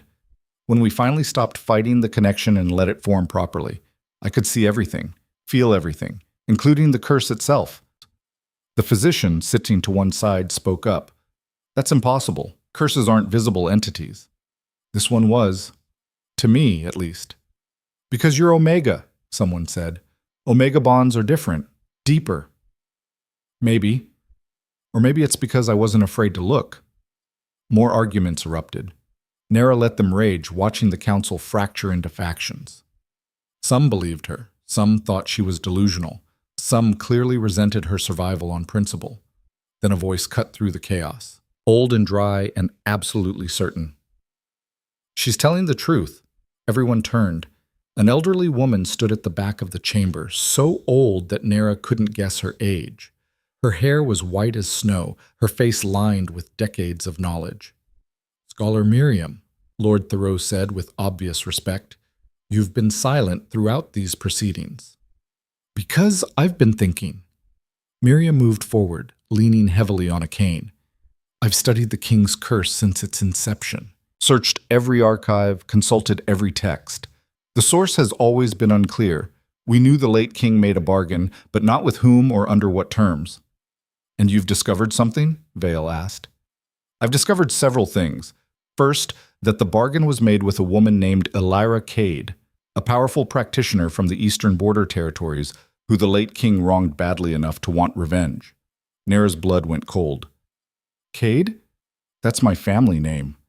I know. That's the second thing I discovered. Miriam fixed Nera with pale, knowing eyes. Lyra Cade was your great-grandmother. The chamber exploded into noise. Nera stood frozen, trying to process what she'd just heard. Her great-grandmother had cursed Vale's father, had created the curse that killed 7 queens, the curse that nearly killed her. That's impossible, Nera said. My family has no history of magic. We're farmers, hunters, common people. Your family had a history they deliberately erased, Miriam corrected. Lyra was powerful and dangerous, and when she cursed the royal line, she knew there would be consequences. So she hid, changed her name, moved to the outer territories, raised her children to forget what they'd been. Why would she do that? Because the late king destroyed her family, killed her husband and sons to cover up his own crimes. The curse was her revenge. Not to kill his son, but to make him suffer the same loneliness she'd endured. The pieces fell into place with horrible clarity. The curse fed on isolation because it was born from isolation, from a woman who'd lost everything and wanted the king's bloodline to feel the same pain. But it should have killed me, Nera said slowly. If my great-grandmother designed it to destroy anyone who got close to Vale, why didn't it work on me? Because you're her descendant, Miriam said. The curse recognized you, not as an enemy, but as family. It couldn't kill you without turning on its own source. That's why I survived the initial bonding, why I got stronger instead of weaker. Precisely.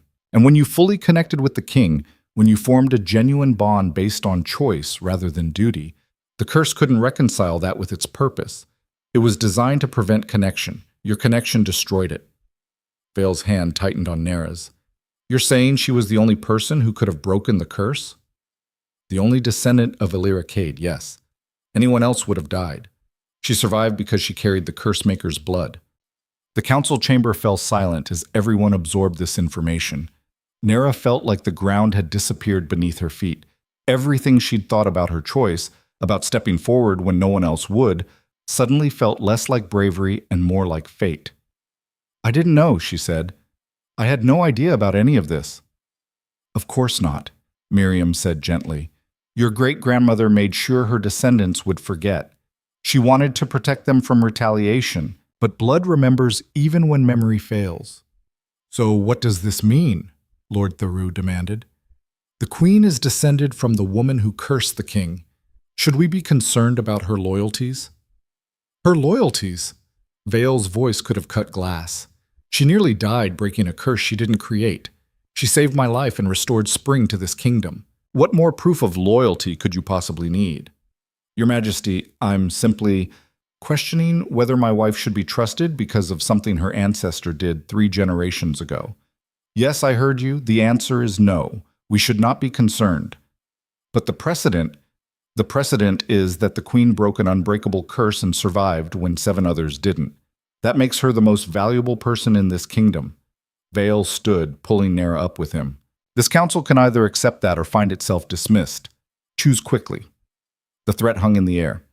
Kings rarely dismissed entire councils, but Vael's tone said he'd do it without hesitation.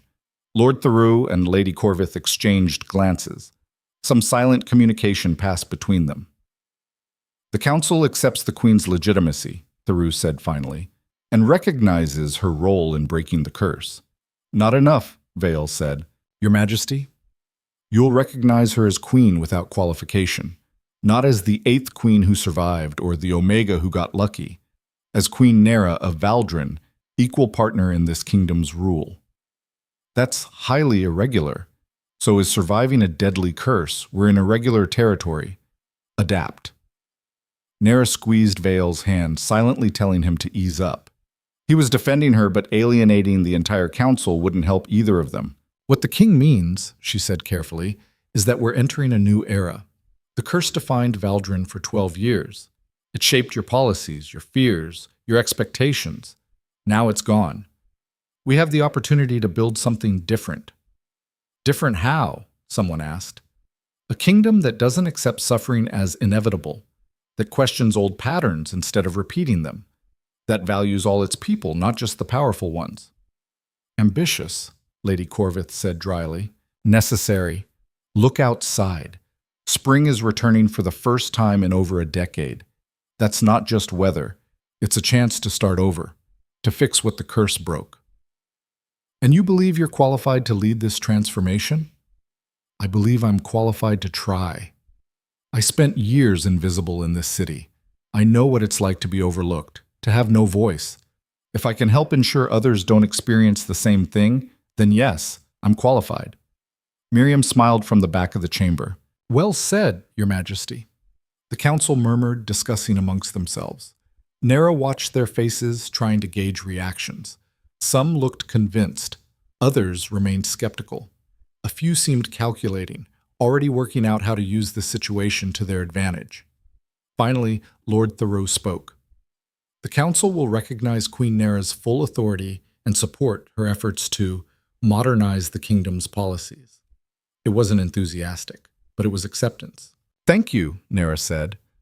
However, Theroux continued, we request one concession, which is a public demonstration to prove beyond doubt that the curse is truly broken. Vael tensed. What kind of demonstration? A renewal ceremony. You and the queen will rebond in front of the entire court. If the curse is truly gone, there should be no adverse effects. If it returns, Theroux shrugged. Then we'll know this was temporary. It was a trap, or at least a test.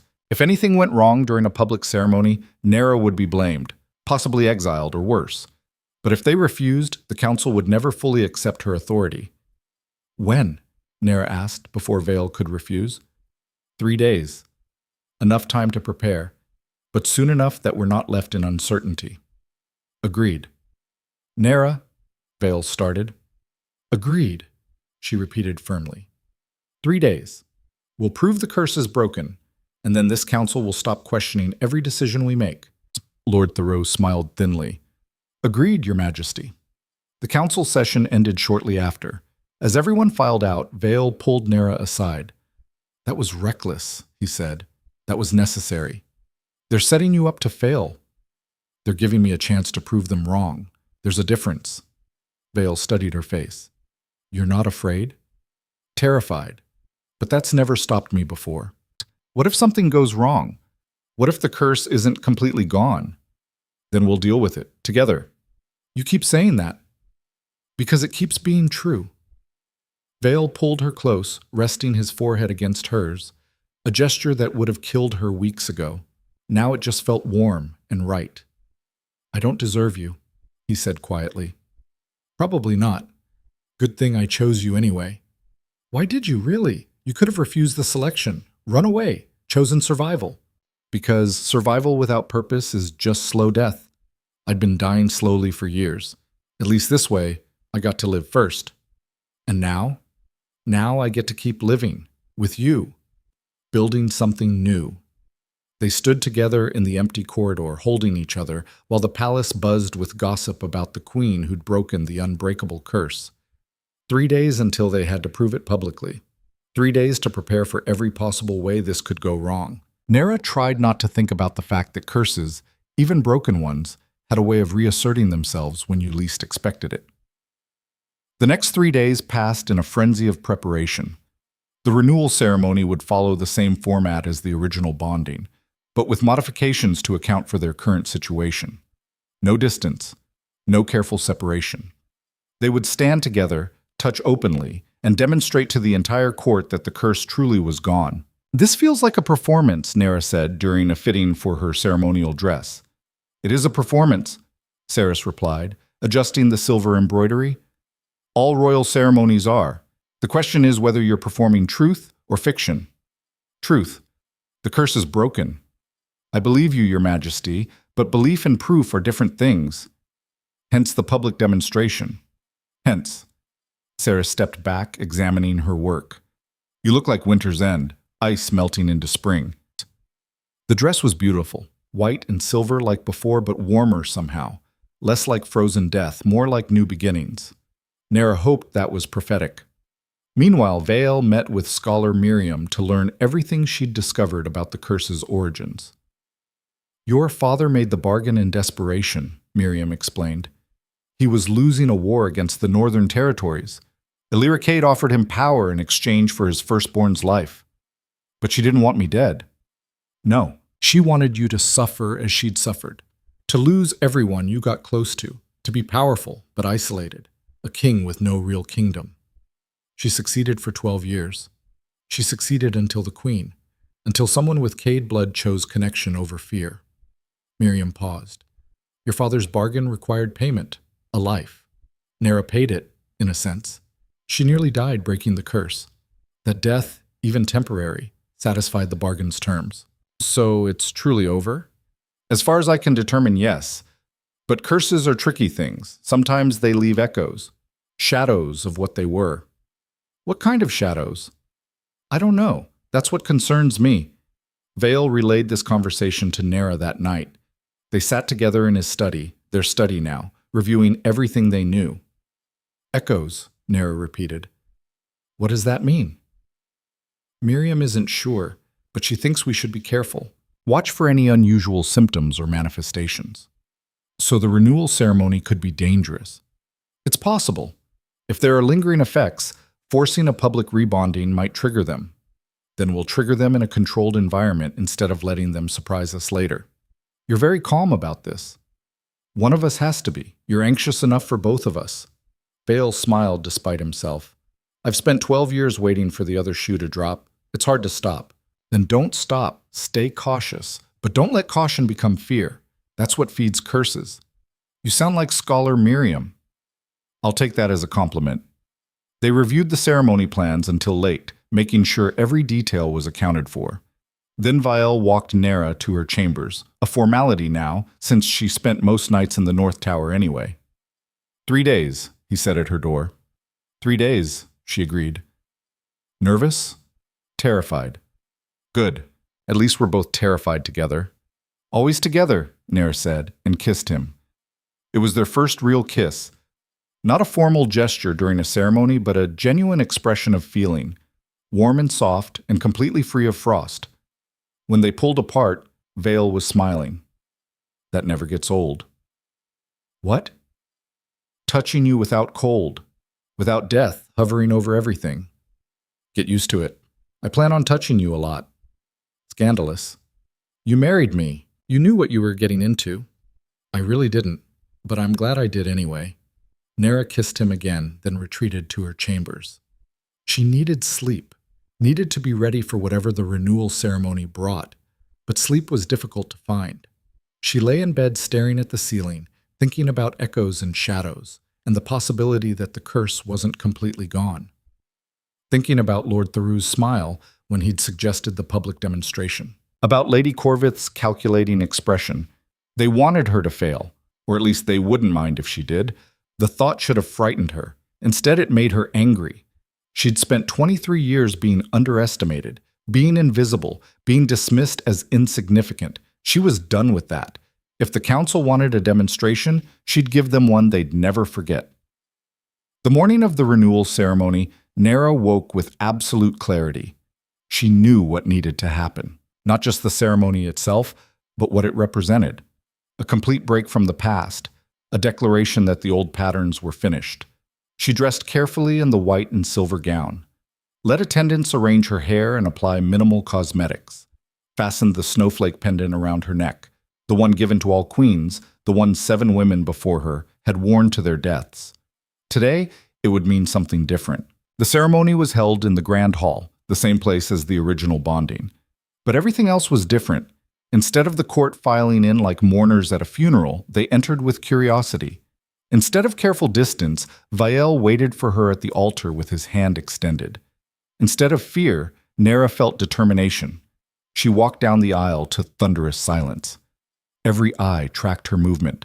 Every breath held, waiting for something to go wrong. Nera reached the altar, took Vael's hand, felt warmth instead of cold. The high priest began the ceremony with the traditional words, but Vael interrupted him. With respect, we're not following tradition today. The priest faltered. Your Majesty? Tradition nearly killed my wife. We're doing this differently. Murmurs rippled through the crowd. Lord Theroux stood, clearly about to object. Nera spoke first. The old bonding ceremony was built on fear and distance. It assumed closeness meant death. We're proving that assumption wrong. She turned to face Vael fully, took both his hands, stood close enough that no space separated them. 7 queens died because they accepted isolation as inevitable, Nera said, her voice carrying across the hall. They maintained distance because distance felt safe. But safety without connection isn't life, it's just slow death. I refuse to live that way. So do I, Vael said, which is why I'm changing the ceremony. From this moment forward, royal bondings in Valdrin will be based on choice, not duty. On connection, not distance. On love, not fear. You can't simply change ancient tradition, Lady Corvith objected. I'm the king. I can change whatever I want. The council will accept it, because the alternative is acknowledging that you've been complicit in 7 deaths by refusing to question a system that clearly didn't work. Silence fell, heavy and accusatory. Then Scholar Miriam stood. The king is correct. We've repeated the same patterns for 12 years, expecting different results. That's not tradition. That's failure, dressed up in formal language. A few other voices murmured agreement. Not many, but enough to matter. Lord Theroux's face had gone red. This is highly irregular. This entire situation is irregular, Nera interrupted. But irregular doesn't mean wrong. It means different. And different is what we need. She turned back to Vael. So let's do this differently. No ancient words, no formal distance, just truth. Vael smiled. Just truth. He pulled her close and kissed her in front of the entire court. Gasps echoed through the hall, then shocked silence, then gradually hesitant applause. Because Nera wasn't collapsing, wasn't freezing, wasn't dying. She was glowing, not with the searing light from before, but with the gentle warmth that radiated from where she and Vael touched. It spread outward, filling the hall, touching everyone present, and everywhere it touched, ice melted. The frost that had clung to the walls for 12 years liquefied and dripped away. The cold that had permeated every stone began to dissipate. The eternal winter that had defined Valdrin started to break apart. Spring arrived in a rush of warmth and light. When Vael and Nera finally pulled apart, the Grand Hall looked completely different. Warmer, brighter, alive in a way it hadn't been in over a decade. The court stared in stunned silence. Then someone began to clap. Then another. Then the entire hall erupted in applause that shook the rafters. Lord Theroux sat down heavily, looking like he'd been struck. Lady Corvith's calculating expression had shifted to shock. Scholar Miriam was smiling like she'd witnessed a miracle. Vale turned to address the crowd. The curse is broken, completely and permanently. My queen and I will rule this kingdom together, as equals. Anyone who has a problem with that is welcome to voice their concerns to an empty room, because I won't be listening. More applause, louder this time. Nera felt tears on her face and realized she was crying, not from sadness or fear, but from overwhelming relief. They'd done it, actually done it, broken the curse, survived the council's test, changed the kingdom's future. As the celebration continued around them, Vile leaned close. What now? Now we start building. A kingdom where people like me aren't invisible, where curses don't define futures, where choice matters more than tradition. That's ambitious. I've been told I'm insane. Might as well be ambitious too. Vale laughed, free and unguarded and completely human. Together? Always together. They stood hand in hand while the court celebrated around them, while spring flooded into a kingdom that had forgotten what warmth felt like, while a new era began, born from the ashes of 12 years of suffering. Nera thought about the girl she'd been 6 weeks ago. Invisible. Forgotten. Waiting to die slowly in the margins of someone else's story. That girl was gone. In her place stood a queen who'd defied death, broken an ancient curse, and changed the fate of an entire kingdom. Not bad for someone nobody had believed in. Not bad at all. The celebration lasted 3 days, but the real work began on the 4th. Nera woke in Vile's chambers, their chambers now, the pretense of separate wings finally abandoned, to sunlight streaming through windows that hadn't seen clear sky in over a decade. Outside, the snow was melting so fast that the palace gardens had turned to mud. Servants rushed to uncover flower beds that had been buried since before most of them were hired. Spring had returned to Valdrin with a vengeance. "It's chaos out there," Vale said from the window.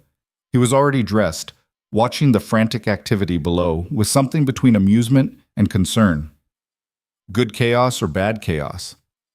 Undetermined chaos. The groundskeepers don't know what to do. Half the staff has never seen actual spring before. Nera joined him at the window, wrapping a blanket around her shoulders. The air was still cold, but it was normal cold. Winter cold, not cursed cold. The difference was everything. "We should help them," she said. "Help the groundskeepers? Help everyone. The kingdom has been frozen for 12 years. People have forgotten how to live without the curse shaping everything. They need guidance. From us? From someone. Might as well be the people who broke the curse in the first place." Vale turned to face her fully. "You want to remake the kingdom. I want to help it remember what it was before, and maybe build something better in the process." "That's ambitious." You keep saying that like it's a bad thing." "It's not bad. It's terrifying. Do you have any idea how much resistance we'll face? About the same amount we faced breaking an unbreakable curse?" Nera smiled. "We've handled worse." "Have we? Breaking the curse was one event. Changing a kingdom is hundreds of events. Thousands. Every day for years." "Then we'd better start now." Vale studied her face, looking for doubt. He wouldn't find any. Nera had spent too long being invisible to waste this opportunity. She'd been given power and position and a platform. She intended to use all three. "Where do we start?" Vale asked finally. "With the people no one sees, the ones living in the margins like I did. The lower quarters? And the outer territories. Everyone the curse hurt who wasn't important enough for the council to care about." Vale was quiet for a moment. Then he smiled, small but genuine. "The council is going to hate this." "I know. That's how I know it's the right thing to do." They spent breakfast planning. Not grand policy or sweeping reform, those would come later, but practical, immediate help. Food distribution to areas hit hardest by the eternal winter. Repair crews for buildings damaged by years of ice. Medical care for people suffering from cold-related illnesses. "The Treasury can handle it," Vale confirmed, reviewing numbers. "We've been saving resources for years because the curse made long-term planning impossible. Now we can actually use them." "How much are we talking about?" "Enough to make a significant difference. Not enough to solve everything, but a solid start." "Then let's start." The council meeting that afternoon was predictably contentious. "Your Majesties, Lord Thoreau began with barely concealed irritation. "We understand your desire to help the kingdom recover. However, these proposals are—" What? He searched for a diplomatic word, failed to find one, and settled on excessive. "Excessive how?" Nera asked. "You're proposing to redirect nearly a third of the royal treasury toward relief efforts in the outer territories, areas that frankly contribute very little to the kingdom's economy. Areas full of people who've suffered for 12 years while you sat in heated chambers debating policy." Lady Corvith leaned forward. "The outer territories have always been self-sufficient. They don't need royal intervention. Self-sufficient is a generous term for ignored and left to survive on their own," Nera said. "I'm from the outer territories. I know what self-sufficient means. It means going hungry so your children can eat. It means watching people die from preventable illnesses because there's no physician for 200 miles. It means being forgotten. Your Majesty's personal experience is noted, but my personal experience is the reason I know this is necessary. You can't help people you refuse to see. The outer territories have been invisible to this council for too long. They're invisible because they're distant, geographically and politically. Then we make them visible. We send aid. We send builders.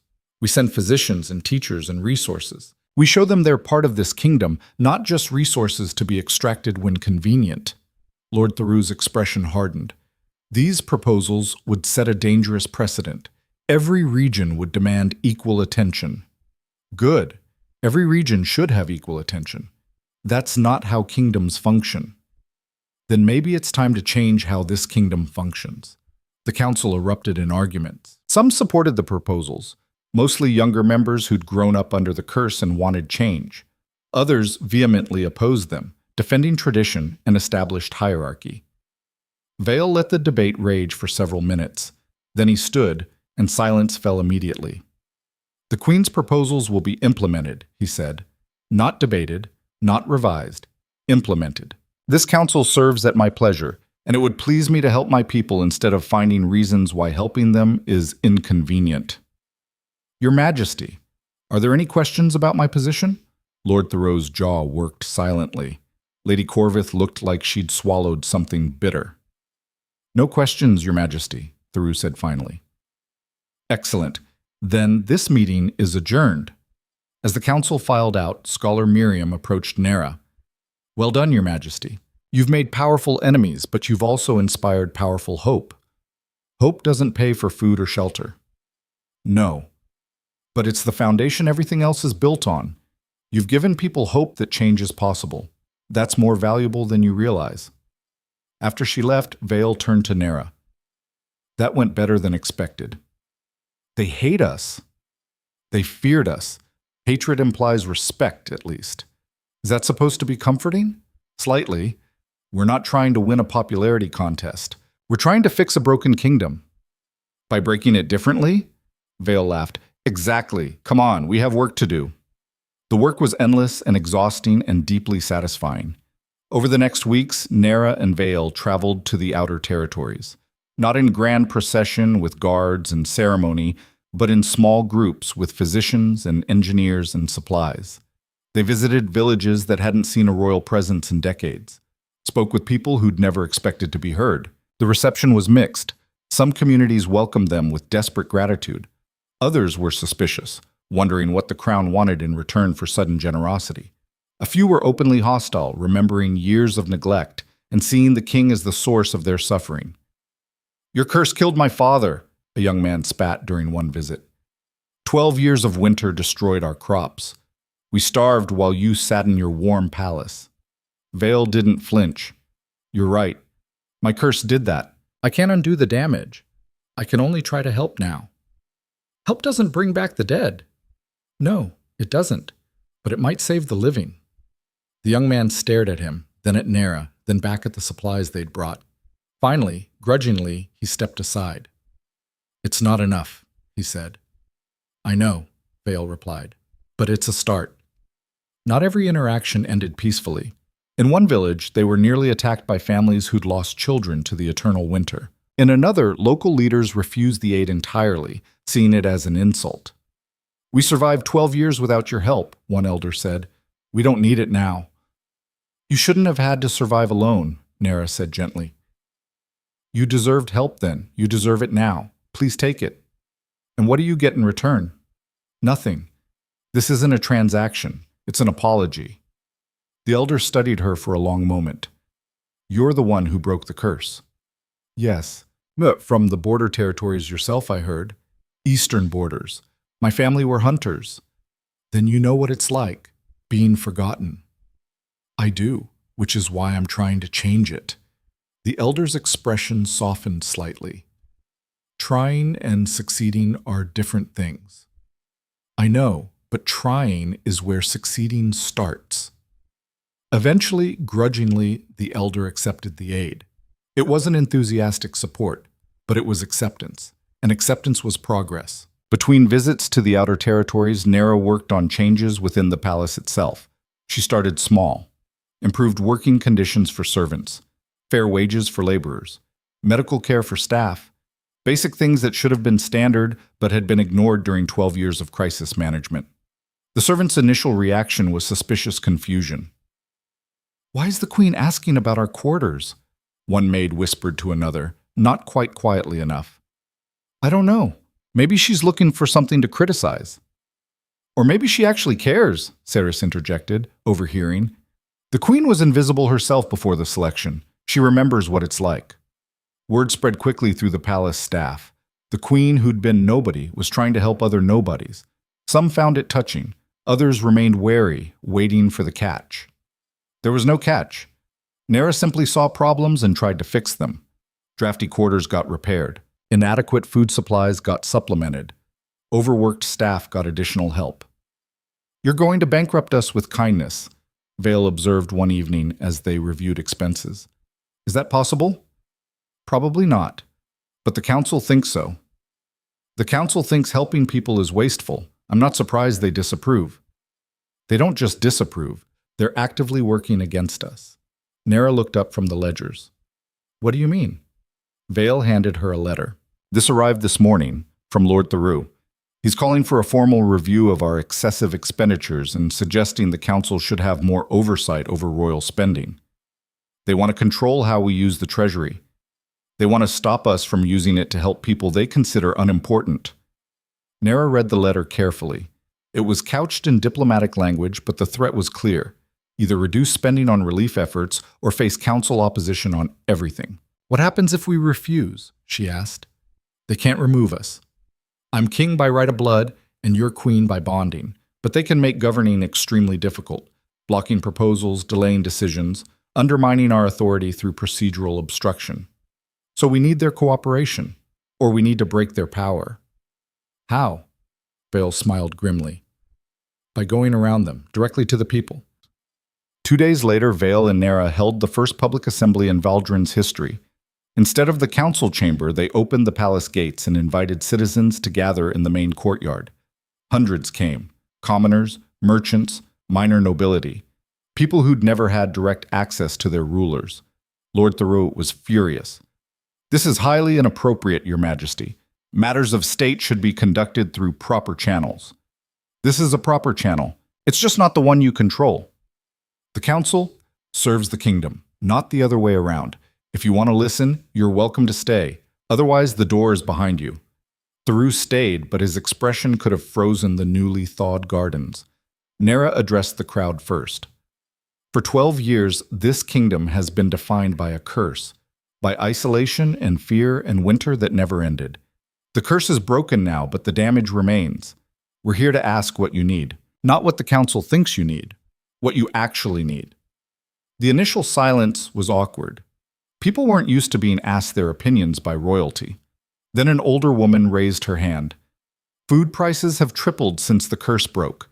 The merchants say it's supply issues, but we know they're just taking advantage. Noted, Vale said. What else? The bridges in the eastern quarter are falling apart. Been falling apart for years, but no one fixes them. Housing in the outer districts is inadequate. Families of 6 living in single rooms.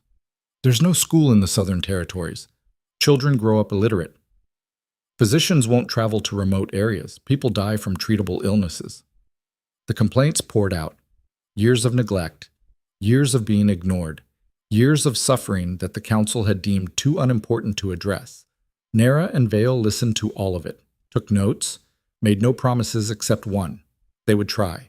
We can't fix everything immediately, Vale told the crowd, but we can start, and we can make sure that going forward, your voices are heard. Not just in crisis, always. How? Someone called out. The council doesn't care about us. Then we'll change the council, or work around it, or replace it entirely if necessary. Vale's voice was iron. This kingdom belongs to its people, not to a handful of nobles who've forgotten what service means. The crowd erupted in cheers. Lord Theroux stormed out. Lady Corvith followed, her face tight with fury. Several other council members left as well, clearly outraged. But others stayed. Younger members, progressive thinkers, people who'd been waiting for someone to finally challenge the established order. After the assembly, Scholar Miriam approached them again. You've started a revolution, Your Majesties. We've started a conversation, Nera corrected. In kingdoms like this, those are the same thing. Is that a warning or encouragement? Both. Change is necessary, but it's also dangerous. You've made powerful enemies today. We've had powerful enemies since the beginning. At least now we have powerful allies, too. Miriam smiled. You do indeed. Use them wisely. The council's retaliation came within a week. They attempted to block funding for the Outer Territories' relief efforts. When Vale overrode them, they tried to declare the public assemblies unconstitutional. When that failed, they began spreading rumors that the Queen was manipulating the king, that she had ulterior motives, that her connection to the curse maker meant she couldn't be trusted. They're afraid, Vale said, reading the latest batch of accusations. Good. Fear means we're making progress. Fear also makes people desperate. Desperate people do stupid things. You think they'll try something? I think they've been trying things. We just haven't noticed yet. Nera was right. The assassination attempt came on a rainy night 3 weeks after the first public assembly. Nera and Vale were returning from a late meeting with engineers about bridge repairs when their carriage was ambushed. Armed men surrounded them, faces covered, weapons drawn. Out, the leader demanded. Both of you, now. Vale moved to shield Nera. Who sent you? Does it matter? You've disrupted the natural order. Time to restore it. By killing us? By removing the problem. The guards traveling with them tried to intervene. A brief, brutal fight erupted. Metal clashed against metal. Someone screamed. Then silence. The guards lay injured or unconscious. The ambushers closed in. Nera felt fear spike through her, but also anger. After everything they'd survived, the curse, the council's opposition, the slow work of rebuilding, they were going to die in a muddy street? Absolutely not. Wait, she said, stepping forward despite Vale's attempt to hold her back. Nera, wait, she repeated to the attackers. Before you kill us, answer one question. What do you think happens after? The leader paused. The council restores order. The kingdom returns to normal. Normal being what? Endless winter? 7 dead queens? A frozen kingdom where anyone outside the capital doesn't matter? Better than chaos and revolution. This isn't revolution. It's repair. We're fixing what was broken. You're destroying tradition. I'm destroying a tradition that killed people. If that's worth killing us over, then you're proving exactly why it needed to end. The leader hesitated. Behind him, the other attackers shifted uncertainly. You're Omegas, one of them said suddenly. From the territories. I recognize your accent. Eastern borders, Nera confirmed. Same as me. My family hunted these territories. Maybe knew yours. My father died during the endless winter. Froze to death because the crown couldn't be bothered to help. I know, I'm sorry. That's why I'm trying to change things. By cozying up to the king who caused it? By partnering with the king who's trying to fix it. There's a difference. The attacker lowered his weapon slightly. You really think you can change anything? You're one person. I'm one person with a platform, and I'm not alone. There are people in the council who support reform, citizens who want change. We're building something new. You can help or you can kill us and watch it die with us. Your choice. The leader raised his weapon again. Empty words. Are they? Test me. Come to the next public assembly. See what we're actually doing. then decide if we deserve to die. Why would we trust you? Because I'm from the same place you are. Because I know what it's like to be invisible. Because if I wanted power for its own sake, I could have stayed quiet and comfortable in the palace. Lyra met his eyes. I'm doing this because no one else will. Kill me if you want, but the problems don't disappear when I do. The standoff stretched. Rain poured down. Guards groaned in the mud. Finally, the leader lowered his weapon. One assembly. We'll watch. If you're lying, we finish this. Fair enough. The attackers melted into the darkness, leaving Lyra and Vale alone with their injured guards. Vale stared at her. Did you just negotiate with assassins? I reasoned with desperate people who thought violence was their only option. You could have gotten us killed. We were already about to be killed. At least this way we might gain allies. Or we've just delayed our deaths. Optimistic as ever. Despite everything, Vale laughed. Then he pulled her close, holding her in the rain. You're insane. We've established that. You're also brilliant. That's new. No, I just didn't say it before. They stood together until the guards recovered enough to move. Then they returned to the palace, muddy and exhausted and alive. The council demanded explanations the next day. You were attacked, Lord Theroux said, his tone suggesting this was somehow their fault. By whom? People who disagree with our policies, Vale said flatly. And you let them go? We convinced them to wait, to watch, to give us a chance to prove our approach works. That's absurd. Attempted assassination should be met with execution, not negotiation. Execution creates martyrs. Negotiation creates possibilities. You're setting a dangerous precedent. The dangerous precedent was set 12 years ago when this council decided some lives mattered more than others. We're just correcting it. Lady Corvith spoke up. The public assemblies are clearly causing instability. Perhaps they should be discontinued for security reasons. The assemblies stay, Lyra said. And they'll be expanded, weekly instead of monthly. More locations, more voices. You're inviting more attacks. We're inviting more participation. There's a difference. Your Majesty, with respect, you're being naive. Not everyone can be reasoned with. No, but more people can be helped than you think. We just have to try. The council session devolved into arguments. But Lyra noticed something interesting. The younger members were defending them more vocally now. The attempted assassination had galvanized support rather than diminishing it. Change was happening, slowly, painfully, but genuinely. After the meeting, Scholar Miriam pulled them aside. I've discovered something about the curse, about a Lyra Cade. What? Vale asked. She left writings, hidden in the Eastern Territories. I've been corresponding with local scholars, and they've found journals. What do they say? That the curse was never meant to be permanent. Lyra designed it with a breaking condition. True connection formed without fear. She hoped someone would eventually figure it out. Lyra felt something shift in her chest. She wanted the curse broken? Eventually, after sufficient suffering, after the royal line learned what isolation truly cost. Miriam paused. There's more. She left a message. For whoever broke it. What message? Miriam handed them a worn piece of paper. The writing was faded but legible. To the one who breaks this curse, you have proven that connection is stronger than vengeance, that love defeats isolation, that hope survives even the darkest winters.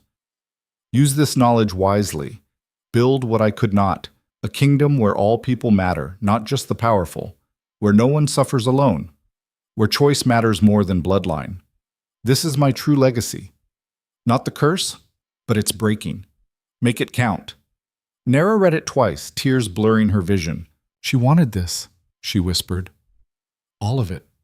The curse wasn't just revenge. It was a test. A test that killed 7 people, Vale said bitterly. A test that was passed by an 8th. By someone who understood both sides, the powerful and the powerless. Someone who could bridge that gap. You're saying you were meant to break it? I'm saying I was in a position to break it. Whether that's fate or luck or coincidence doesn't matter. What matters is what we do now. Vale took her hand.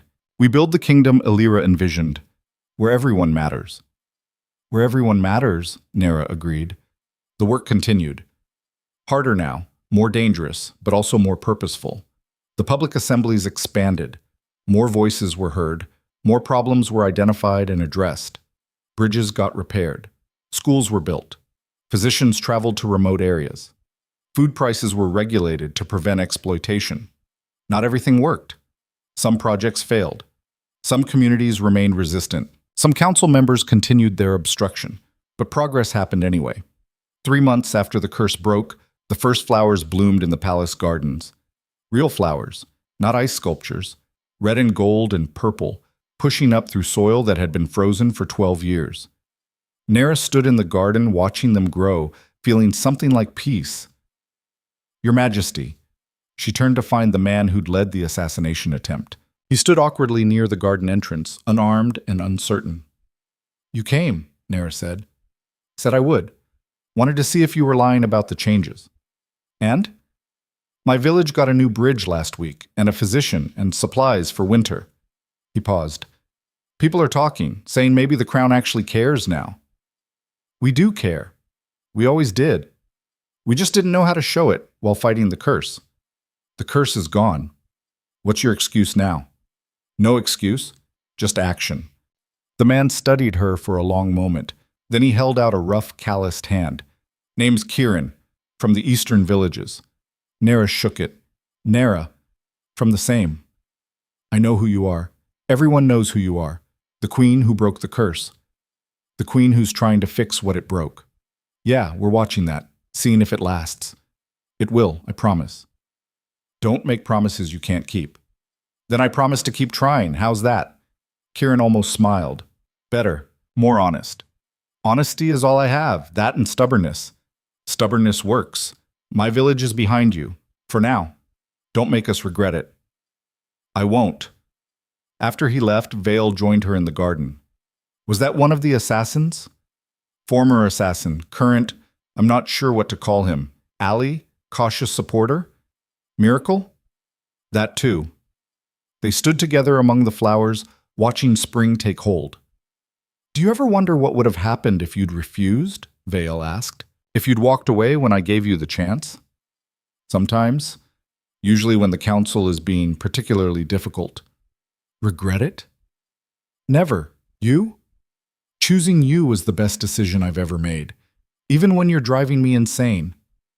"Especially when I'm driving you insane, that's when you know it's real." Vale laughed and pulled her close. They stood in the growing warmth, surrounded by new life, while the kingdom slowly healed around them. It wasn't perfect. It would never be perfect. There would always be opposition and setbacks and people who preferred the old ways. But it was better. And better was enough. 6 months after the curse broke, Valdrin held its first kingdom-wide assembly. Representatives came from every territory, wealthy and poor, central and remote, powerful and forgotten. They gathered in the palace courtyard, which had been expanded to accommodate the crowds. Nera and Vale stood before them, not on a raised platform but on level ground. Equal among equals. 6 months ago, this kingdom was frozen, Vale began. Not just literally, frozen in tradition, frozen in fear, frozen in patterns that hurt more people than they helped. "The curse is broken now," Nera continued. "But breaking a curse isn't the same as fixing what it damaged. That takes work. Constant, difficult, frustrating work.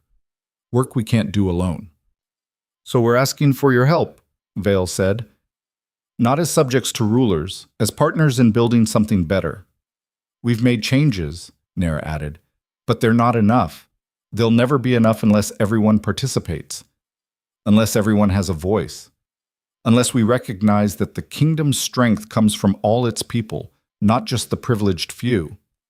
She paused, looking out at the assembled crowd. Saw faces from the outer territories. Saw merchants and farmers and craftspeople. Saw former assassins standing beside minor nobles. "I was nobody 6 months ago," she said. "Completely invisible. The kind of person this kingdom forgot existed. Then I became queen, and suddenly I was somebody. But that shouldn't be how it works. Everyone should matter. Everyone should be seen. Everyone should have the chance to build a life that means something." "So we're changing the rules," Vale said. "Starting today, representation will be expanded. Every territory gets a voice in governance.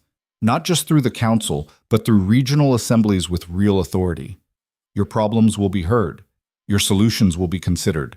Your lives will matter. The crowd erupted in cheers and arguments in equal measure. Some loved the changes. Some feared them. Some remained skeptical. Lyra didn't expect a universal approval. She expected engagement, participation, a recognition that things were different now and could continue to change. That night, exhausted and exhilarated, she and Vale collapsed in their chambers. "We did it," Vale said. "Actually did it. We started it. There's a difference." Always the optimist. Someone has to be. Vale pulled her close. "I love you. Have I mentioned that recently?" "Not in the last hour. I was starting to worry. I love you. You're infuriating and brilliant and stubborn and perfect." "I'm not perfect." "Perfect for me, then. How's that?" "Better, more honest." They lay together in the darkness, listening to the sounds of the palace settling around them. Outside, spring continued its work. Inside, something new was being built. "Do you think she'd be proud?" Lyra asked quietly. "Lyra, my great-grandmother. I think she'd be amazed. She designed a curse to teach a lesson. You turned it into a revolution. A small revolution. All revolutions start small. Do they succeed? Ours will, because we're not doing it alone." Lyra thought about all the people they'd met over the past months. The villagers and servants and former assassins, the young council members and progressive merchants, the scholars and physicians and builders, an army of people who wanted change and were willing to work for it. "Together," she said. "Always together," Vale agreed. They fell asleep holding each other while outside the kingdom they were building continued to grow. Not perfect, never perfect, but better. And better was enough. Years later, when scholars wrote about the reign of Vale and Lyra, they would focus on the curse's breaking, on the dramatic moment when spring returned to a frozen kingdom. But those who lived through it remembered something different.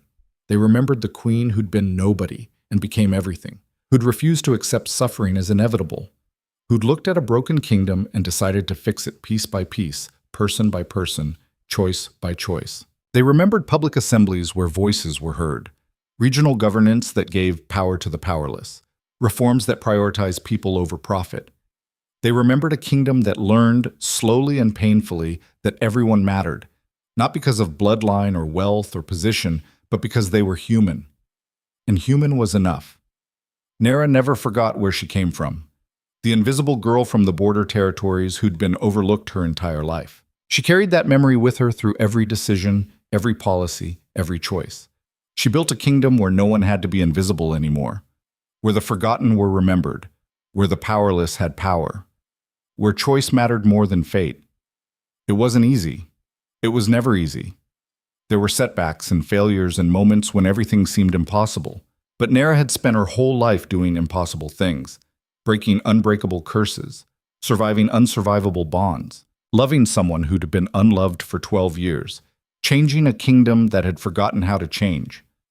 One more impossible thing didn't scare her. Nothing scared her anymore. She'd faced death and chosen life. She'd faced isolation and chosen connection. She'd faced a future written in ice and chosen to melt it. And in the end, that choice, that simple, impossible, defiant choice to refuse the script she'd been handed, changed everything. Not just for her, for everyone. The girl who chose the Death King became the queen who chose life. And that made all the difference.